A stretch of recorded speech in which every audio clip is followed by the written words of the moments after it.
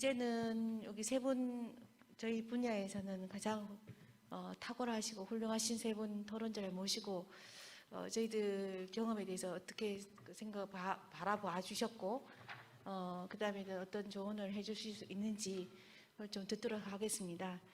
우선 우리 토론자 세 분을 모셨습니다. 잘 아시겠습니다. 우리 권일남 명지대학교 교수님이십니다.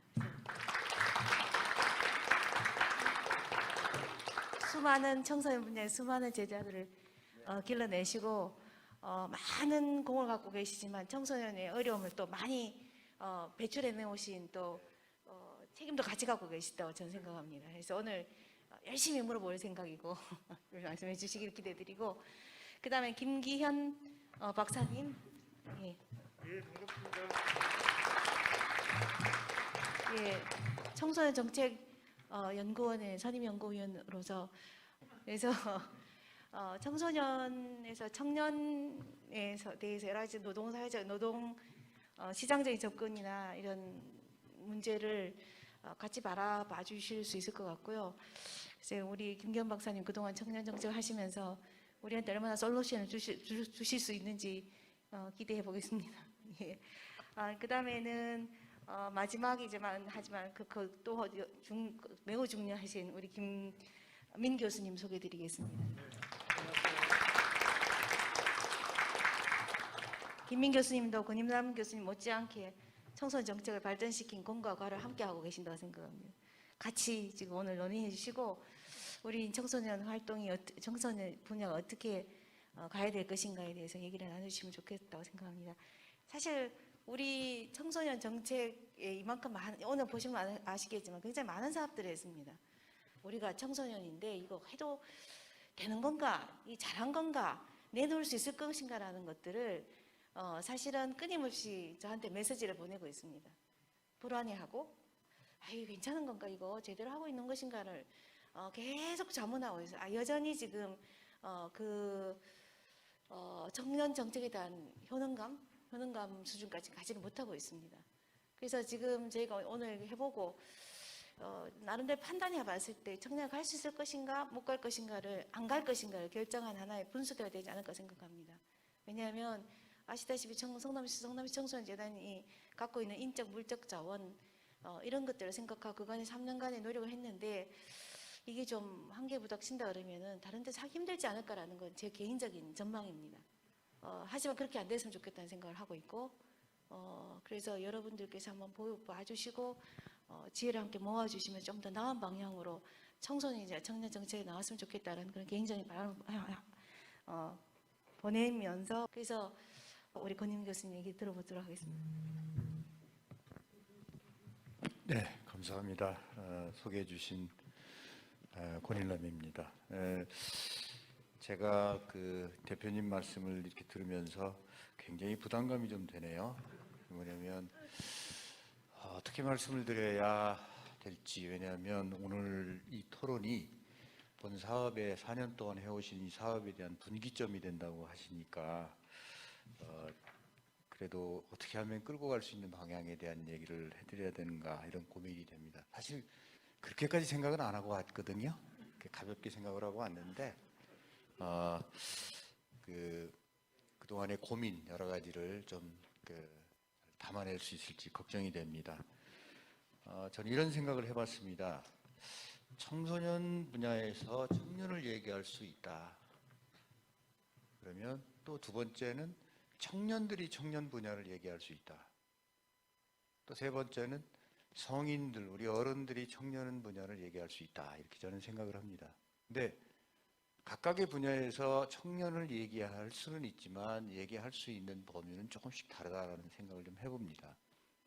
우리 청소년 분야가 청년을 얘기할 수 있다라는 얘기는 계속 성장해서 여기 그 사업을 쭉 해오시면서 말씀을 해주셨지만 역량 개발을 통해서 그 학년기 아이들이, 우리 학생들이 성인으로 넘어가는 과도기에서의 적응을 잘할 수 있는 그런 어떤 시각, 그런 그 눈을 가지고 있지 않는가, 이렇게 말씀을 드릴 수 있고요.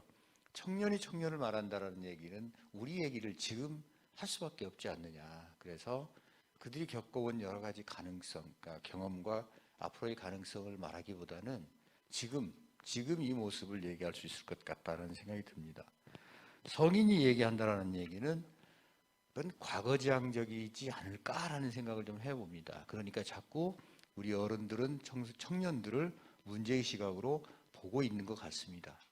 그렇다면 이런 시각을 우리가 어떻게 활용할 수 있는가, 누가 가장 잘할 수 있는가, 이것이 바로 청소년 분야가 청년을 얘기할 수 있는 그런 개연성이 있다. 저는 그렇게 생각을 해봅니다.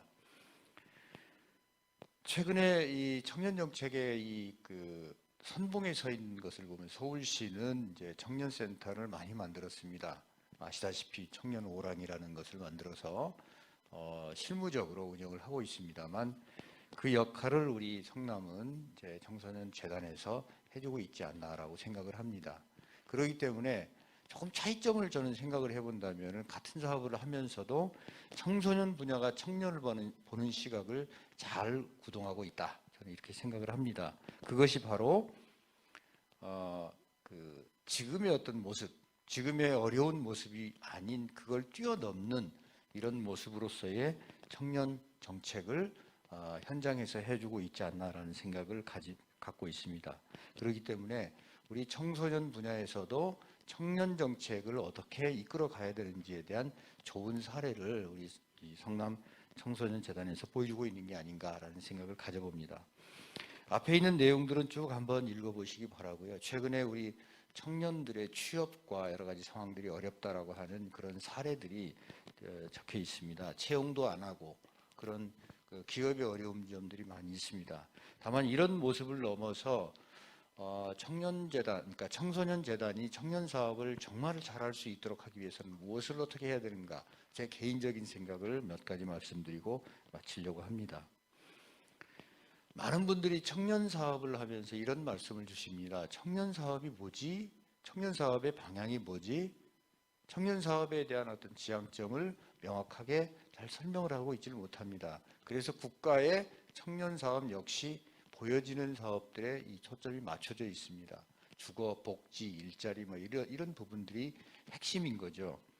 그런데 그런 내용을 볼 때마다 과연 청년 정책에 대한 방향이 과연 우리 미래를 담보해낼 수 있을 것인가, 이 정책을 보고서 그런 아쉬운 점들이 많습니다. 중앙정부에서 이런 정책을 지향을 하고 있다고 하더라도 우리 성남 청소년 재단에서는 이 정책이 우리 지역사회에서 과연 타당한가, 부족한 부분은 없는가를 주도 면밀히 좀 파악해 보는 게 어떨까라는 생각을 갖고 있습니다.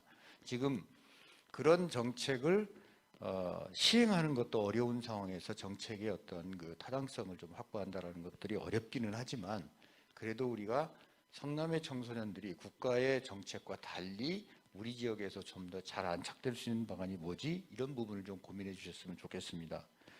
아주 작은 사례이기는 합니다만은 청년들이 청년 정책을 펴면서 이 정책 쇼핑을 한다든지 또는 여러 가지 정말 자립을 위한, 자기 스스로 성장을 위한 이런 부분이 아니라 활용만 하는 이런 부분으로서의 이 적용되는 이런 사례들도 상당히 많이 나타나고 있습니다. 그래서 이런 문제점이 잘 나타나지 않도록 그런 어떤 사례들이 잘 만들어졌으면 좋겠다라는 부분입니다. 두 번째는 청년의 교육, 쉽게 우리가 얘기할 수 있습니다만은 잘 안 될 수 있는 그런 부분들입니다. 그래서 이 청년의 교육이 성장을 잘 하기 위해서는 학교에서의 어떤 연계를 잘 갖춰야 되는가, 또 학교에서 청소년 센터를 가면 청년들의 창업과 이 여러 가지 그 개비어라든지 이런 사업을 할 수 있다고 하는 이런 사전의 공지와 연결이 충분히 되어야 하지 않을까. 그러면 그러한 그 연계고리 속에서의 이 청년들이 가야 할 길은 좀 충분히 있다라고 보여집니다. 세 번째는 이게 가장 어려운 부분입니다만은 청년 정책을 우리가 좋은 일자리, 좋은 직장을 만들어준다라고 생각을 할 때 큰 오산이 될 수 있습니다. 가장 큰 문제는 다 잘 아시겠습니다만은 직업의 이제 불일치 현상이 크다라고 보여집니다. 누구나 갖는 이 욕심은 좋은 직장, 대기업, 월급을 많이 주는 곳 가고자 하는 것은 당연한 일이 될 수 있습니다. 그런 방향으로서의 청년 정책이 일부 있어 오기도 합니다만 우리가 진로나 직업에 대한 선택을 할 때에도 이런 그 미스매치를 어떻게 하면 맞춰줄 거냐, 그리고 다른 기업으로 다른 직종으로 넘어갈 수 있는 진로 역량의 사다리를 어떻게 잘 만들 것인가, 이런 부분에 좀 관심을 가져주셨으면 좋겠다라는 생각을 갖습니다. 그것이 공유 공간이나 창업 플랫폼이 지금 그 기능을 이제 할 것이다라고 보여집니다만은, 그 역할을 하기 위해서 우리 지도자분들이 굉장한 해안을 가져야 될 것이다라는 생각을 갖습니다. 네 번째는 저희가 이 그 청년 사업을 하면서 오늘 발표를 해주셨습니다만은 많은 내용을 해 오셨습니다. 그런데 사업을 보면서 어떤 생각을 제가 가졌냐면, 많은 사업의 내용들이 성과 지표의 어떤 양적인 부분에 이제 치중되어 있다라는 점을 발견을 했습니다. 물론 몇 명을 교육을 했고 몇 명이 이 혜택을 받았다라고 하는 좋은 그러한 사례가 될 수는 있습니다만, 그 내용 이면에 숨어 있는 질적인 가치, 그리고 그들이 아까 우리 좋은 우리 여기에 일을 도와주시는 분도 소개를 받았습니다만은, 선순환 구조로 청년들이 잘 성장해 나갈 수 있도록 하는 이런 그 부분들이 녹아날 수 있도록 하는 이런 부분들이 좀 제시가 되어야 하지 않을까라는 생각이 됩니다. 그래서 단순히 양적인 측면으로서의 산술적 가치를 좀 더 구체화하는 이런 부분들이 좀 있었으면 좋겠다라는 생각을 가졌습니다. 마지막으로 제가 이 말씀을 드리면서 보통 잘 쓰지 않는 그런 그 말인데, 요 말은 꼭 제가 적었어요. 뭐냐면, 너무 고생을 많이 하신 부분인데 제가 좀 부정적인 말씀을 드리는 게 아닌가 싶어서, 실제 업무를 담당한 그 업무 담당자의 열정과 땀을 제가 충분히 이해하지 못하고 감히 노고를 취하지 못하는 것은 아닌가라는 글을 적었습니다. 매우 조심스럽기도 하고요. 하지만 역설적으로 그 사업에 대한 내용을 좀 더 파악을 해 봤을 때 여러 가지 문제점을 적시를 했더라고요. 모집의 어려움, 기관에 대한 이해도 부족, 수요자인 청년의 요구 파악, 이런 얘기들을 많이 적어놨기 때문에, 그거에 대한 문제점을 문제로 인식하지 않고 해결책을 찾는 대안으로서의 고민들이 이제 청소년 지도자들이 청년을 포용하고 수용하는 측면에서 이제 하셔야 될 일이 아닐까라는 말씀을 드리면서, 그런 변화에 적극 대응해 주시기를 거듭 부탁을 드리면서 간단한 토론에 임하고자 합니다. 감사합니다.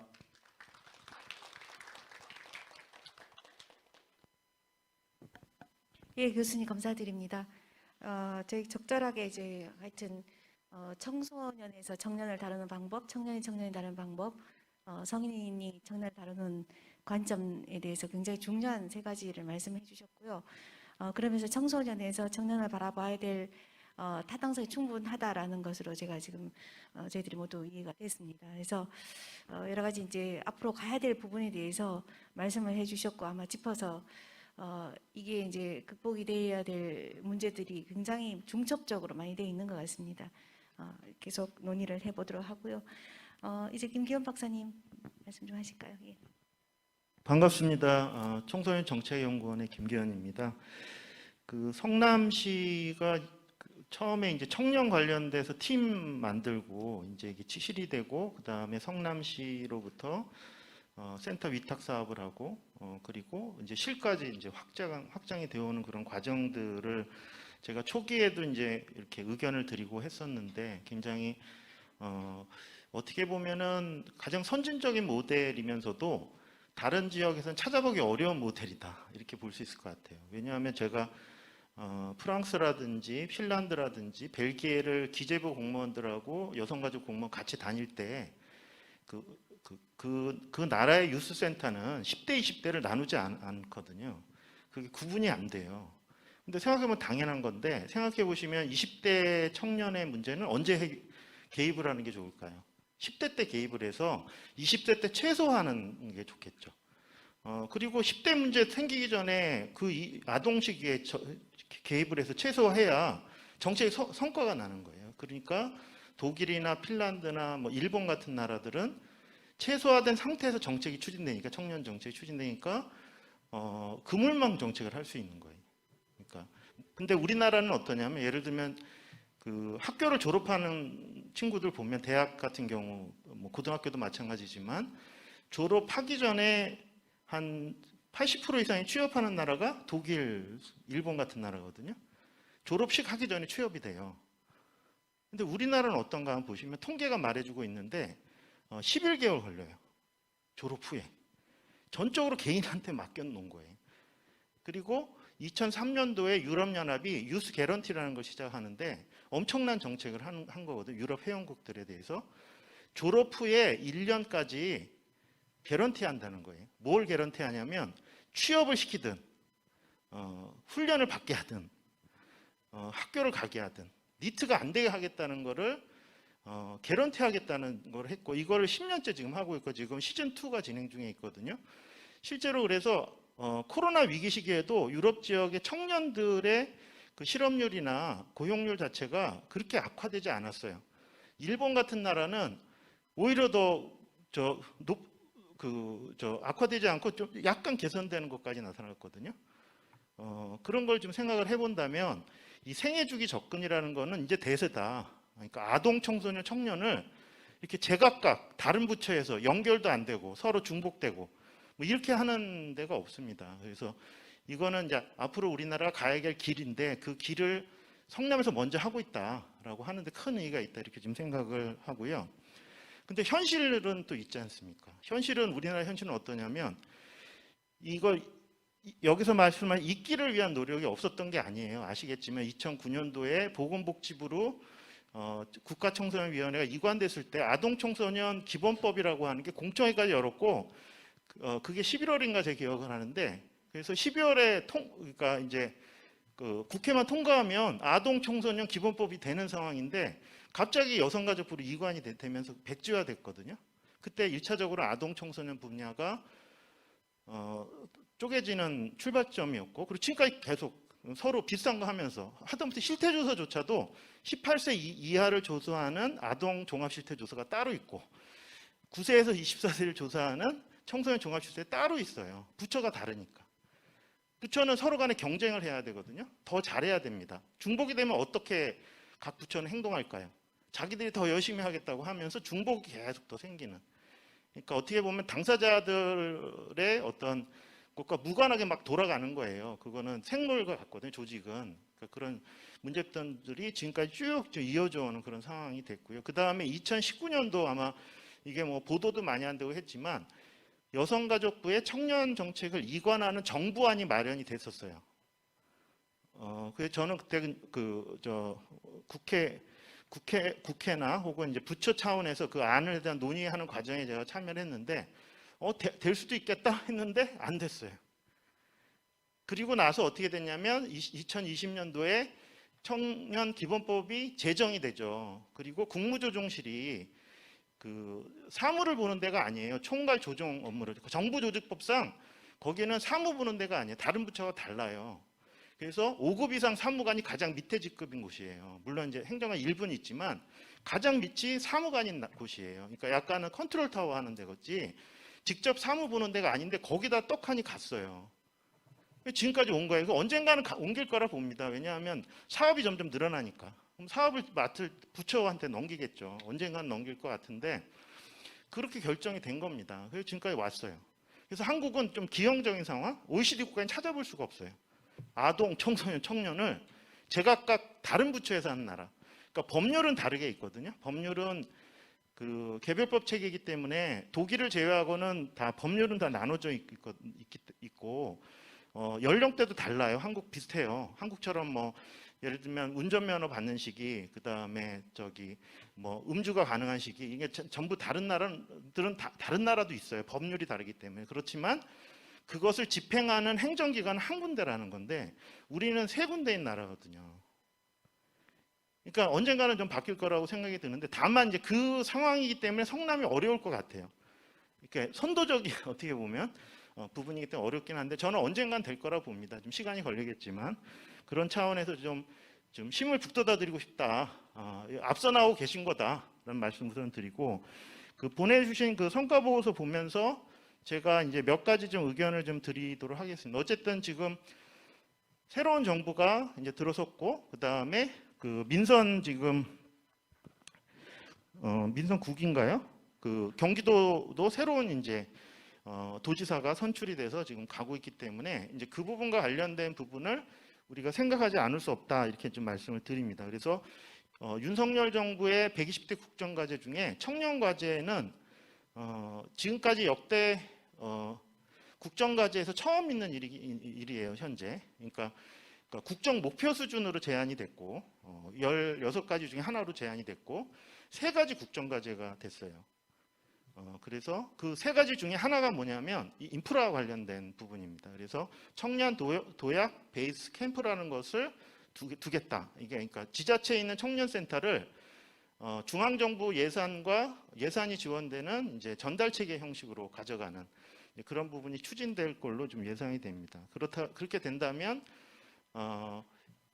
기존에는 지자체에서 청년센터들을 자체 예산으로 운영을 한 거죠. 여기 지금 성남시도 마찬가지로 기초지자체 차원에서 센터를 운영한 거예요. 자체 예산으로 국비 지원이 없이 이제 운영하는 건데 국비가 지원되는 그런 사업이 최소한 내년부터 시작이 돼서 내후년 갈수록 우리 그 청소년 수련관이나 문화의 집 같은 것들이 구축되는 과정을 90년대 보면 아시겠지만 국비 지원부터 시작이 됩니다. 그리고 매칭으로 가는 거예요. 그래서 확장되는 방식으로 이제 진행될 것 같습니다. 그럼 거기에 대한 대비를 좀 해야 될 필요성이 있다는 점을 우선 좀 말씀을 드립니다. 그 다음에 두 번째 부분은 이제 이게 기초는 지역사회잖아요.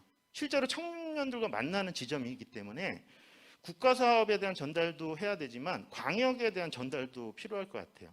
근데 지금 제가 성과 보고서를 이렇게 많이 봤지만 성남시의 사업이죠, 이거는. 경기도의 사업이나 혹은 중앙정부의 사업이 연결되는 지점. 그 부분들이 아마도 지금 이제는 관건이 되지 않을까 싶고, 그렇다면 새로운 경기도에서 지금 내놓은 것이 3대 경기 청년 찬스를 인수해서 발표를 했고, 지금 구체화된 거는 5대 기회 패키지라고 하는 것을 추진하려고 하고 있습니다. 아마 갭이어 같은 것들이 포함이 되어 있는 것 같은데 이미 성남시에서 하셨던 모델과 큰 차이가 없는 것 같아요. 그렇다면 경기도에서 하는 사업에 대한 연계라고 하는 부분도 고민을 할 필요가 있지 않을까 이런 생각을 좀 해봅니다. 그리고 또 한 가지는 지금 전체적인 중앙정부의 청년 예산이 많이 삭감이 된 것입니다. 사실 예상 밖이에요. 사실 전 더 높아질 거로 봤는데 그렇지가 않은 상황이긴 한데 그 중에서도 늘어난 부분이 있어요. 그게 뭐냐면 운동 고립 청년 지원 사업입니다. 그게 중요한 공약 사항이었고 그 사업이 원래는 복지부가 해야 되는데 지금 고용노동부가 기존에 하던 청년 도전 지원 사업이라고 있습니다. 이 사업이 추경 예산에서 작년에 이제 시범적으로 시행을 했고 올해 하고 있는데 이게 5배 예산이 증액이 됐어요. 내년도에. 그래서 지금 현재 지자체 청년센터들이 전국적으로 참여를 하고 있는데 성남에는 이제 그 판교에 있는 청년센터에서 수행을 하고 있는 중입니다. 근데 올해까지는 시범적인 성격인데 내년부터는 굉장히 커지는 사업이거든요. 그러니까 도약 베이스 캠프라고 하는 거점 센터가 되는 문제, 그 다음에 지금 중앙정부에서 엄청나게 크게 하고 있는 사업의 추진 주체가 되느냐 여부, 뭐 이런 것들이 있어요. 이제 본격적으로 과거에는 지자체 중심의 청년 정책이 이제 국가 주도의 청년 정책으로 넘어가고 있기 때문에 그런 부분에 대한 어떤 고민과 검토, 논의가 좀 이루어져야 될 것 같고 저는 성남 모델, 이 청소년과 청년을 잇는 이 모델이 전국 모델이 됐으면 좋겠어요. 시간이 좀 걸리겠지만 그러한 확산에 있어서 성남 청년 센터가 일종의 마중물 그리고 어떤 벤치마킹의 대상이 되는 그런 성장을 하기를 기원하면서 토론을 마치도록 하겠습니다. 감사합니다. 예, 박사님 감사드립니다. 저희가 이제 우선 굉장히 이게 지금 잘못된 게 아니라 좀 제대로 하고 있는 방향이다라고 말씀해 주셔서 권유아 교수님을 포함해서 김경 박사님도 다시 한번 확인해 주셔서 잘못하고 있는 건 아니었구나 라는 생각에서 굉장히 기쁘다는 말씀을 일단 드리고 여러 가지 중에 저희가 중앙부처에서 수행하고 있는 사업과 연결이 그렇게 원활하지는 않습니다. 근데 그러니까 저도 이제 중앙에서 일을 하다 보니 마인드 자체가 중앙에서 일을 하다고 했는데 여기 기초자치단체에 와서 보니까 중앙이 큰 의미가 없어요. 실제로는 이게 아마 특히나 이게 성남같이 이제 기본적으로 재정 자립이 높은 경우일수록 더욱더 그러한 듯합니다.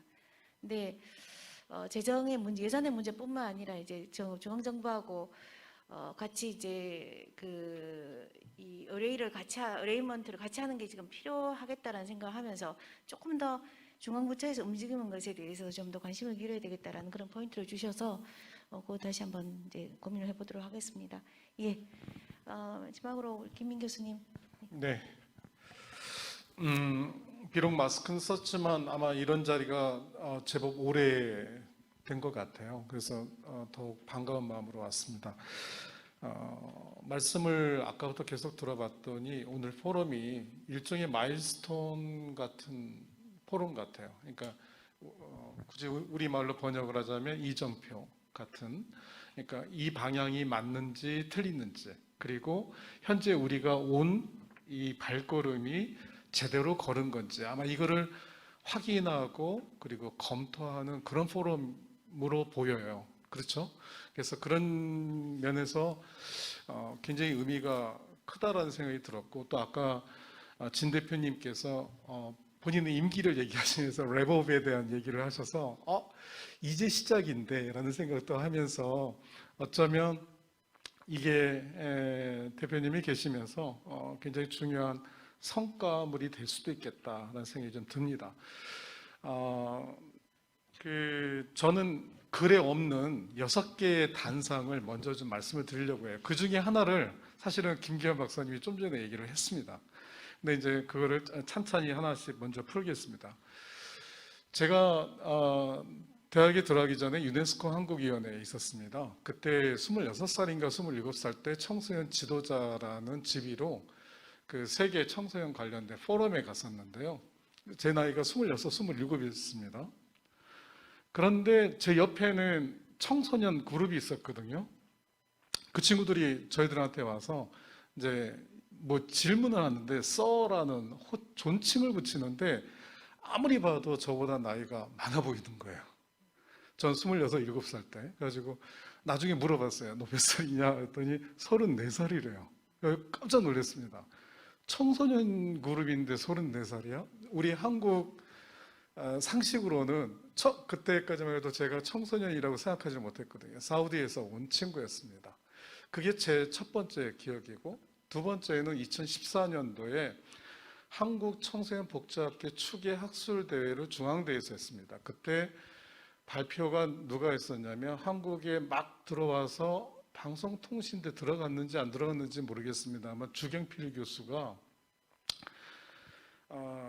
성인 도래 청소년이라는 개념을 우리나라에 소개를 했었어요. 성인 도래 청소년, 그러니까 emerging 성인 도래 청소년인데 emerging adulthood라고 영어로 이렇게 하거든요. 그래서 청소년 분야에서도 이 성인 진입기에 도달한 후기 청소년들을 주요 타겟으로 해야 된다라는 논의를 했었어요. 혹시 청소년 쪽에 계시는 분들은 알고 계시는지 모르겠습니다. 2014년도에 있었습니다. 제가 그때 토론을 맡았거든요. 그래서 우리가 그동안 생각하지 못했던 19세 이상의 24세도 맞아, 청소년이지. 근데 우리가 이 친구들을 주요 타겟 그룹으로 생각하고 있나? 이 생각을 제가 두 번째로 했고요.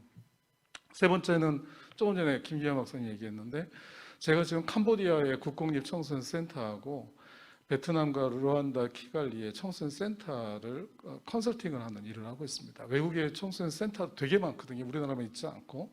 근데 외국과 우리나라를 비교해보면 두 가지가 다릅니다. 하나는 10대와 20대 연령 구분이 없다는 것과, 두 번째는 상담과 활동이 분리되어 있지 않다는 겁니다.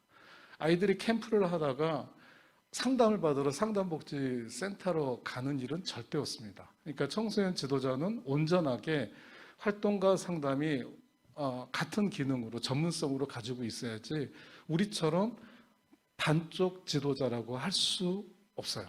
우리는 그런 면에서 보면 그 친구들이 되게 그 친구들의 면에서 보면 우리는 되게 이상한 상황이거든요. 그래서 아까도 이제 그거는 이제 차치하고 전자 부분을 얘기를 하자면, 외국의 청소년 센터, 그러니까 그냥 유센터는 그게 청소년 센터라고 번역을 해야 되는지 좀 이따가 다시 한번 하나를 다른 단상을 갖고 얘기를 하겠습니다만, 그런 점에서 조금 우리가 유념을 해볼 필요가 있다라는 거고요. 그다음에 또 하나는 2020년에 청년 기본법이 끝나고 제정이 되고 나서 법제처에서 연락이 왔어요. 지금 청소년 기본법이 영어로 Youth Basic Act인데 청년 기본법을 영어로 번역을 하려니까 자꾸 동어 반복이 된다. 어떻게 해야 되느냐. 그래서 저도 그때 말문이 막혔어요. 맞아. 청소년 기본법하고 청년 기본법을 영어로 어떻게 번역해야 되지? 이 부분은 하나 또 여러분들한테 드리고, 그리고 이제 또 하나는 제가 올해 2022년이 5월 5일이 어린이날이죠.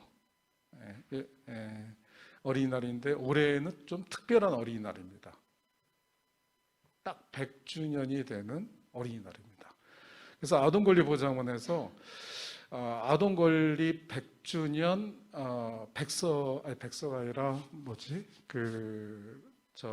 백년사 책을 펴냈어요. 저도 한 3년 집필을 해서 올해 나왔습니다.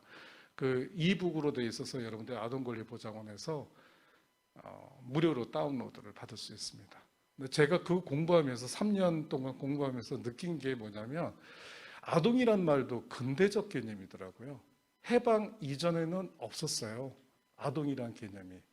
아해라든지 그러면 그전에는 뭘 썼을까? 소년이었어요. 그래서 일제시대나 근대 때 소년운동 아시죠? 아마 근대기 청소년 쪽에 관심 있는 분들은 소년운동에 대해서 굉장히 많이 들었을 겁니다. 그러다가 아동이라는 개념이 나와서 그 개념을 포괄해서 청년까지 가지고 간 게 청소년이더라고요. 그러니까 청소년 가운데점 청년이라는 것보다 청소년이라는 개념은 제가 보기엔, 그러니까 사적으로 이렇게 찾아보기에는 소년 플러스 청년이더라고요. 이건 제 생각이에요. 그리고 제가 공부한 결과입니다. 그러니까 청소년 청년이 아니라 청소년 안에 아동을 포함한 청년이 들어가 있는 거라고 저는 생각이 들어요. 그거는 나중에 여러분들이 이북을 통해서 한번 좀 보셨으면 좋겠고, 마지막입니다. 하나는 더 있습니다. 옥천에 갔더니 옥천에도 청소년 수련관이 있거든요. 옥천은 군에서 직영하고 있는 굉장히 탄탄하게 청소년 활동을 하고 있는 곳입니다. 그런데 옥천군에 몇 개의 면이 있는데 안남면은 지난 3년간 1년에 신생아가 1명씩입니다. 청소년 수련관에 1년에 청소년 9세부터 24세가 되는 아이들이 한 해에 300명씩 빠집니다. 청소년 수련관에 청소년들이 안 옵니다. 안 오는 게 아니라 못 와요. 애들이 없어서. 정말로. 이것도 좀 여러분들이 생각을 해야 되고, 마지막으로 제가 충남 양극화해소 실무위원회 위원장을 맡고 있는데요. 최근에 어떤 아이디어를 냈었냐면, 국민연금 초기 가입 연령이 몇 살인지 아세요? 18살입니다. 국민연금은 가입 연령이 빠를수록 나중에 받을 수 있는 베네핏이 커져요. 그래서 고등학교 2학년부터 애들이 국민연금을 받는데 본인이 부담하는 거 10,000원이 조금 안 되거나 많거나 그렇거든요. 이거를 지방자치단체가 하게 하자. 청소년 수당이나 청년 배당이 있는데 그거를 현금으로 주거나 아니면 지역화폐로 주는 것보다 사회안전망으로 주자. 국민연금을 지방자치단체가 고등학교 2학년 애들한테 직장이 줘야 되는 비용을 주고 본인이 부담하고, 그리고 고등학교를 졸업하고 대학에 들어가면 계속 지불할 수 있으면 지불하고, 군대를 가면 스탑하고. 근데 요즘은 군인 월급이 좋잖아요. 그러면 국민연금 계속 가게 하고. 그래서 초기 사회 안전망부터 우리가 이용 가능한 제도를 청년들에게 초점을 맞춰서 한번 해보자 해가지고 저희들이 제안을 했어요. 그래서 지금 중앙정부에 올라가 있습니다. 우리가 할 거 참 많습니다. 그리고 조금만 아이디어를 내도 좋은 것들이 좀 많이 있다는 말씀을 좀 드리고요. 사실 글은 그냥 여러분들 보시기에 그냥 금방금방 이해가 되실 거라고 생각이 듭니다. 청년이 왜 중요한지, 그리고 과거에는 아동의 교육복지 사업과 관련돼서 교육 출발점을 초점을 맞췄다면 청년은 사회 출발점 평등이죠. 그렇죠? 그리고 그 역량 중심의 교육과 지원이라는 제 이야기는 선택과 집중을 하라는 겁니다. 그러니까 19세부터 34세까지가 청년인데 이거 다 하려고 하지 말고 그중에 인구가 가장 급격히 줄어드는 인구를 제가 통계청에서 찾아보니까 19세부터 24세가 제일 빨리 줄어들더라고요. 이렇게 좀 급격히 줄어드는 친구들을 중심으로 좀 선택과 집중을 하면 좋겠다는 거고요. 주거와 고용의 문제도요. 이게 지도자하고 관련되어 있습니다. 아까 이경주 시장님 말씀하셨는데 이 청소년 지도자하고 청년 지도자는 달라요. 제가 봐도 외국의 경우에서는 제가 아까도 여기 테이블에 계시는 분들께 얘기했는데 외국의 청년을 지원해 주는 사람은 연결자예요. 네트워커 역할을 하지 직접적인 개입이나 관여를 하는 사람이라기보다는 네트워크의 역할을 하는 사람인데요. 그렇다면 거기에 필요한 역량이나 이런 준비 작업도 다를 거라고 생각이 듭니다. 주거도 제가 이 얘기를 왜 했냐면 저희 집이 청주인데 청주의 가장 핫한 동네에 백화점이 있고 그리고 가장 비싼 아파트가 있는데 가운데 뭐가 있냐면 반도체 공장이 있습니다. 저는 연구년을 첫 해에는 드레스덴이라는 독일에 갔는데 드레스덴이 그 반도체 파운더리로 굉장히 유명한 곳이거든요. 그 반도체 공장은 주거지로부터 40km를 떨어져야 되고 그리고 숲에 둘러싸여 있어야 됩니다. 왜냐하면 여러 가지 심각한 인체와 동물들에게 해를 입히거든요. 그래서 주거 공간과 그다음에 쉼 공간과 그다음에 일터 공간을 좀 나누고 있습니다. 그러니까 우리나라처럼 배드타운과 이렇게 좀 근대적인 개념으로 나눠져 있지 않고 좀 달라져 있거든요. 그래서 저는 이런 생각을 해봐요. 그러니까 분당과 익선동과 그리고 가산 디지털 단지 또는 여기 분당에 테크노밸리가 있죠. 이런 게 잘 도시와 도시가 연결을 하면 어떨까? 옥천에 제가 인구 소멸 지역에 대한 연구를 하고 있는데 옥천에서 옥천군 공무원들이 얘기하는 건 뭐냐면 중앙정부가 지원해서 옥천에다가 산업단지를 만들어야 인구가 늘어난다는 거예요. 저는 그렇게 생각하지 않아요. 저는 그렇게 생각하지 않고 도시가 조금씩 서로 연결을 하면 상생할 수 있는 전략들이 있잖아요. 이것도 네트워크라고 생각이 들거든요. 그런 내용들을 좀 말씀을 드렸고요. 마지막으로 사회 출발점 평등에 대해서 이야기하는데 사회 출발점 평등에 대한 얘기는 꼭 한번 하려고 합니다. 제가 학교에서 국제교류나 또는 교환학생이나 또는 국제개발 협력을 담당을 하게 될 때 정말 괜찮은 친구들이 안 가는 거예요. 그래서 제가 좀 가라 해도 안 가는 거예요. 그래서 제가 이제 불렀습니다. 면담을 했어요. 왜 안 가니? 그랬더니 저 집안 형편이 어려운 거 아시잖아요. 그래 아니까 내가 갔으면 좋겠다. 그랬더니 이 친구가 하는 말이 저 이거 정말 가고 싶은데 이거 가면 저 아르바이트 잘려요. 그럼 아르바이트 잘려요. 근데 제가 그 말에 충격을 먹었어요. 왜냐하면 아르바이트는 그냥 아르바이트가 아니라 얘한테는 우리가 생각하는 아르바이트가 아니라 생계더라고요. 그래서 그때 정말 고민이 됐어요. 그러던 차에 서울장학재단 문미란 대표가 전화를 가졌어요. 그래가지고 이제 이분은 삼성 꿈자학재단 처음 출범할 때부터 제가 알고 있었는데 좀 보자고 그래서 갔어요. 근데 놀랍게도 제가 고민하고 있는 대목을 얘기하는 거예요. 서울장학재단에 장학금을 받는 애들이 형편이 어려운 애들보다 형편이 좀 괜찮은 애들이 좀 받는 것 같고 그리고 해외 장학을 좀 코로나 전입니다.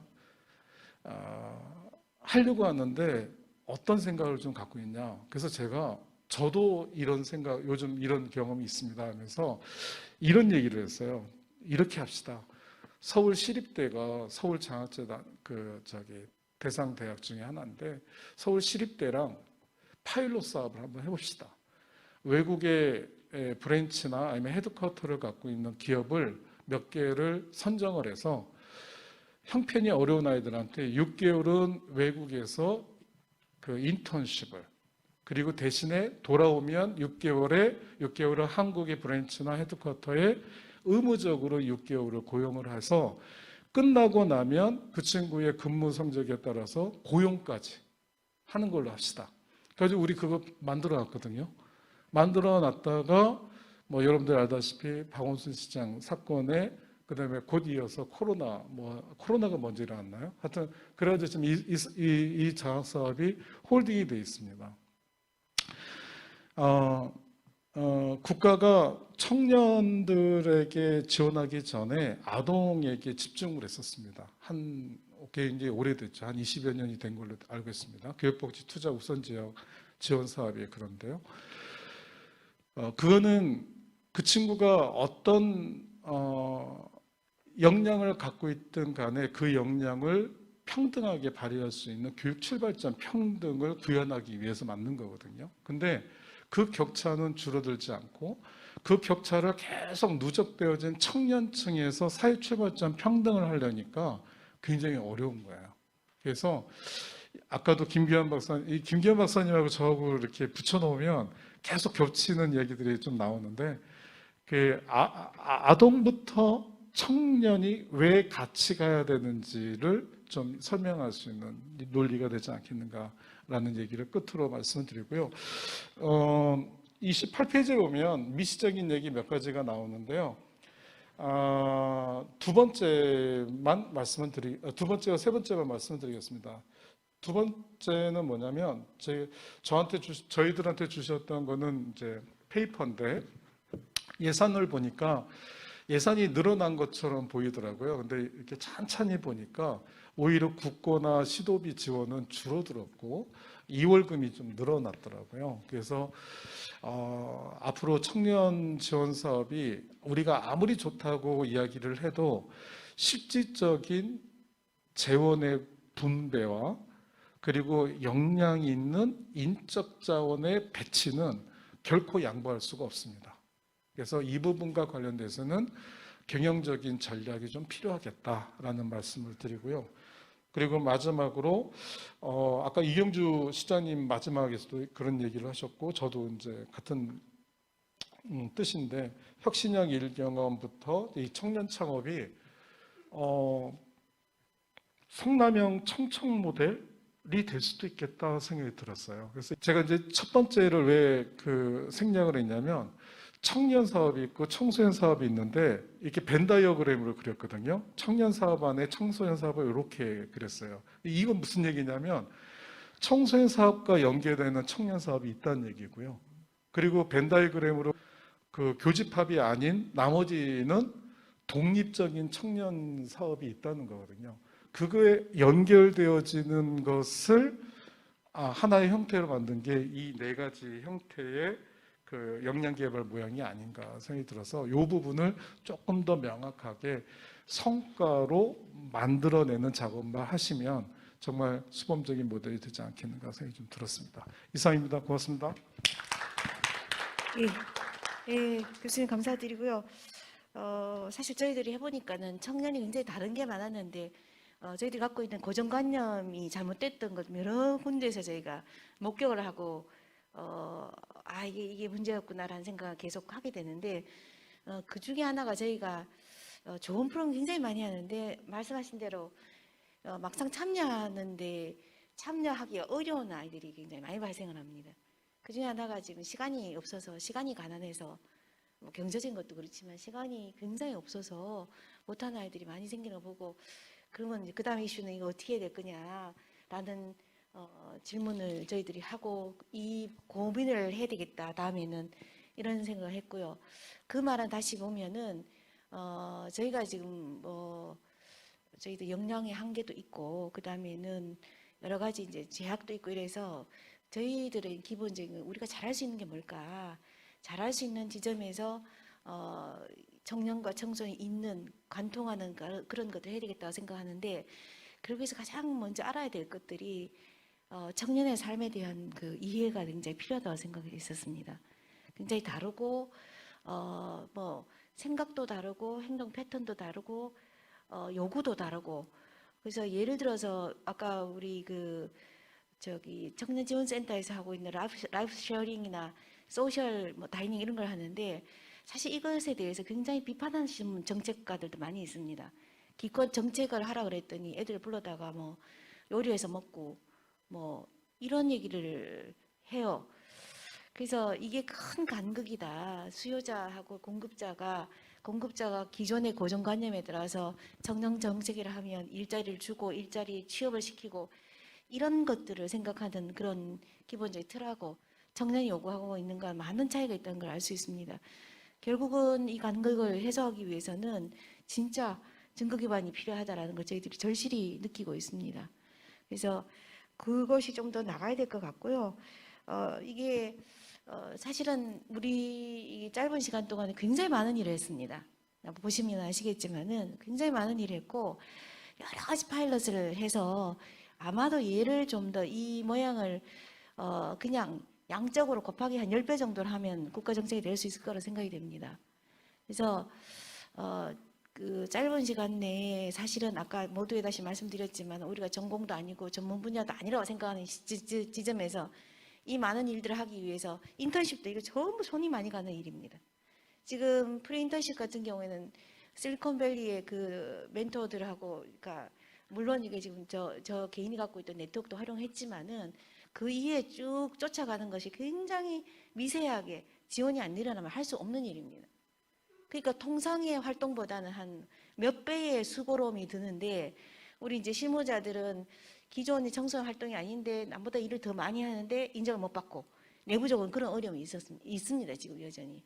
그러니까 계속 이걸 하자라고 끌고 갈 동인도 사실은 마땅치가 않고 그래서 내부적으로는 난 잘하는지도 모르겠는데라는 걱정도 되는 데다가 이런 훨씬 더 어려운 일이 몇 배나 되고 그다음에 사람들은 이거 고개를 갸우뚱하고 이제 이런 일들이 지금 반복이 되는 상황입니다. 그래서 저희도 힘만으로 모자라고 여러분들께서 한번 같이 이제 미리 해왔으니까 저는 우리 직원들한테 기껏 하는 말이 야 원래 프론티어라는 건 다 이런 거야 깨지고 피나고 이런 거지만 그래도 뭐 남들보다 앞서서 개척한다는 개척자가 갖고 있는 이 멋짐 이것들은 있지 않겠냐라고 이제 말씀을 드리고 있지만 그것 말고는 그것으로만 해결되는 게 아니라 여러분들이 같이 이게 이제 협조를 같이 해주시면 참 좋겠다는 생각을 하면서 여러 가지 나온 내용들이 비슷하게 청년과 청소년 있는 이 부분에 대한 말씀을 해주셨고 다시 한번 청소년 쪽에서 저희들이 하고 있는 이 모양대로 가는 것이 틀리지 않고 제대로 가고 있다라는 것을 다시 한번 확인할 수 있어서 매우 감사드립니다. 예, 우리 그 발제하고 그 다음에 있는 세 분의 말씀들 듣고 나서 혹시 우선 질문들이나 그다음 코멘트들이나 이런 게 있으시면 좀 해주시면 좋겠다는 생각이 듭니다. 혹시 예 본인 어디 소속이고 말씀해 주시고 해주시면 좋겠습니다.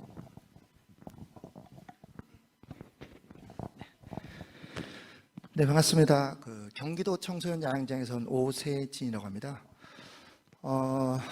다음에 저도 이제 그러니까 청소년 수련원과 청소년 야영장에서 오랫동안 근무를 했었는데 청소년 야영장에 예전에 한 2년 동안 근무를 하다가 올해 1월에 발령을 받아서 청소년 야영장에서 근무를 하고 있는데 그 올해 초에 그런 고민을 했었습니다. 지금 뭐 코로나로 인해서 청소년들이 굉장히 활동들이 힘든 상황이고 특히 단체 활동들이 힘들다 보니까 뭐 순활동, 캠핑, 야영 활동이 안 되는 시점에서 고민했던 게 이제 캠핑장에서는 이제 일반 청소년들 이제 9세부터 18세까지 청소년들은 법적으로 개인 숙박이 안 되기 때문에 하지만 후기 청소년들은 19세, 24세는 개인 숙박이 되니까 그럼 각 다른 청소년 기관에서 하고 있는 후기 청소년들 대상으로 저희 야영장과 같이 해서 캠핑 사업을 한번 해보는 게 어떠냐 이런 고민을 해서 한 3, 4월에 그 경기도에 있는 다른 청소년기관에 연락을 했었습니다.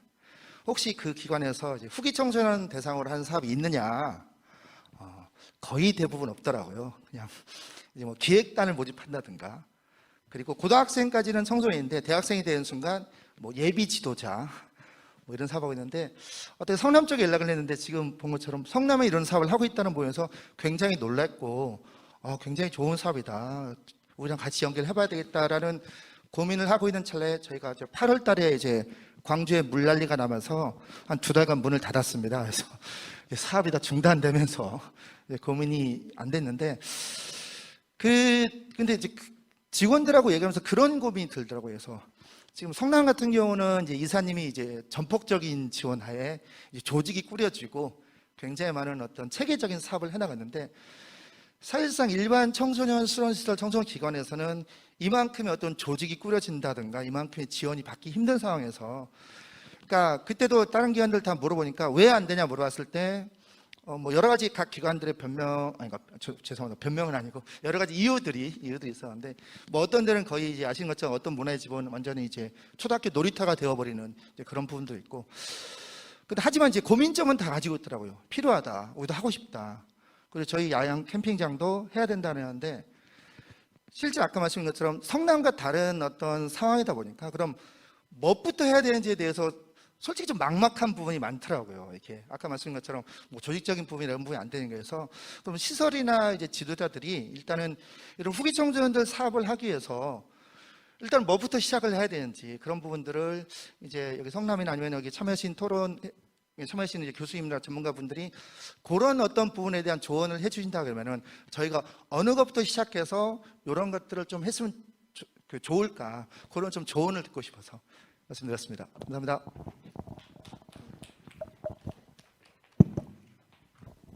예, 이거 제가 좀 설명을 드리자면 뭐부터 시작할까 좀 막막하시지 않습니까, 그죠? 그래서 제가 처음에 저희는 이렇게 했습니다. 저희가 성남시 같은 경우에 코로나 이전에 지금 연인원 이용객 수가 250만 명이고 그 중에 청소년이 150만 명입니다. 근데 19세 이까지 한 10만 명 잡으면은 하여튼 통계가 그렇다는 겁니다. 모든 성남에 있는 아이들이 15번 와야 되는 그런 상황이 되는데 그래서 일단은 그러면은 실 인원이 도대체 몇 명이냐 우리한테 진짜 오는 아이들이. 근데 이제 아까 지표들이 많이 나와 있지만은 참 시간 방과후 아카데미 같은 경우는 저는 굉장히 소중하게 생각하는데 저희들 실적 중에 방과후 아카데미 같은 경우 1년에 지금 뭐 며칠입니까 지금 1년에 거의 250일에 4시간을 하게 돼 있으니까는 엄청난 지금 청소년 활용 실적이 됩니다. 그게 없으면 나는 과연 우리 실적 뭘로 채울 것인가 제가 맨날 묻습니다. 엄청난 겁니다. 근데 이제 이거를 빼놓고 나서 실제로 청소수련관에 얼마나 오냐 이게 데이터가 잘 없어요 지금. 그래서 제가 다 정리를 하자 그러면 우리가 지금 갖고 있는 실제로 우리가 멤버십이라고 하나 이런 것들 쭉 정리를 하는데 그 정리가 조차 잘 안 돼 있어서 다시 정리를 시켰습니다. 정훈이는 정훈이대로 쭉 정리를 하고 난 다음에 저는 거기서부터 출발해야 된다고 생각합니다. 그러면은 사실은 고등학생들까지 보면은 이 아이들이 조금만 있으면 다 청년이에요 지금.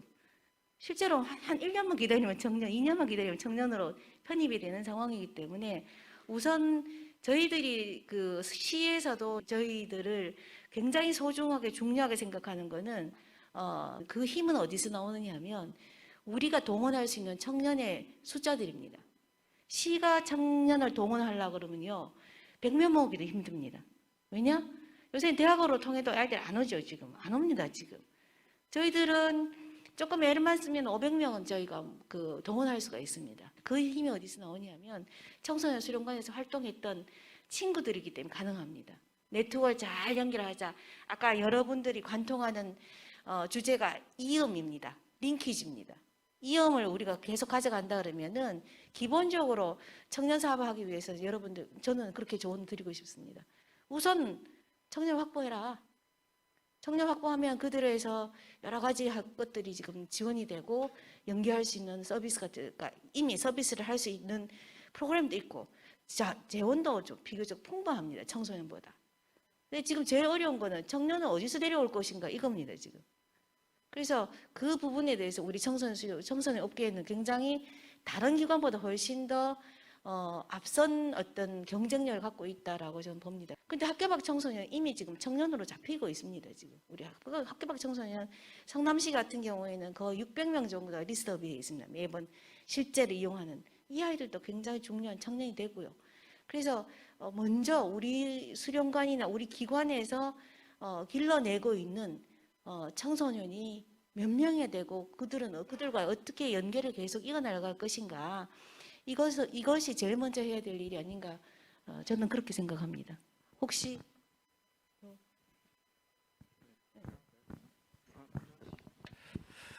네, 저는 이제 사업을 실행하지 않은 입장이니까 이거부터 하세요, 저것부터 하세요라고 말씀을 못 드리겠습니다. 그런데 대표님이 이제 말씀을 하시면서 몇 가지 좀 고충을 얘기하시는 것을 보면서 그걸 좀 한번 해봤으면 좋겠다, 먼저 그런 생각을 좀 해봤습니다. 뭐냐면 4년을 하셨는데 지금도 어렵다라고 하십니다. 뭐가 어렵냐면 발표에도 있었습니다만은 조직 구성원의 생각을 바꾸고 그 혁신을 수용하기 어렵다라는 얘기입니다. 무슨 얘기냐면 우리가 혁신이라는 얘기를 굉장히 많이 얘기하지만 그거 하기 쉽지 않습니다. 좀 쉬고 싶고 편하게 기존에 해왔던 일을 하는 게 사람의 마음이거든요. 그런데 그러면 새로운 사업을 하기 위한 열정과 이 사고방식은 항상 있지만 우리가 기존에 가지고 있었던 관행적 사고는 이걸 뛰어넘을 수 있을까? 이게 이제 저는 굉장히 중요한 거라고 생각을 합니다. 그러면 뭐부터를 하셔야 되냐면 이 일을 하기 위한 준비가 우리 조직부터 되어 있는가에 대한 것을 한번 점검해보고, 우리 질문을 주신 선생님의 이 조직 구성원들이 그거에 대한 생각을 같이 공유할 수 있는가, 이게 굉장히 저는 중요할 거다라고 보여지고요. 그러면 이게 좀 수용이 되면 사업 방향을 구체화할 수 있어야 된다라고 보여집니다.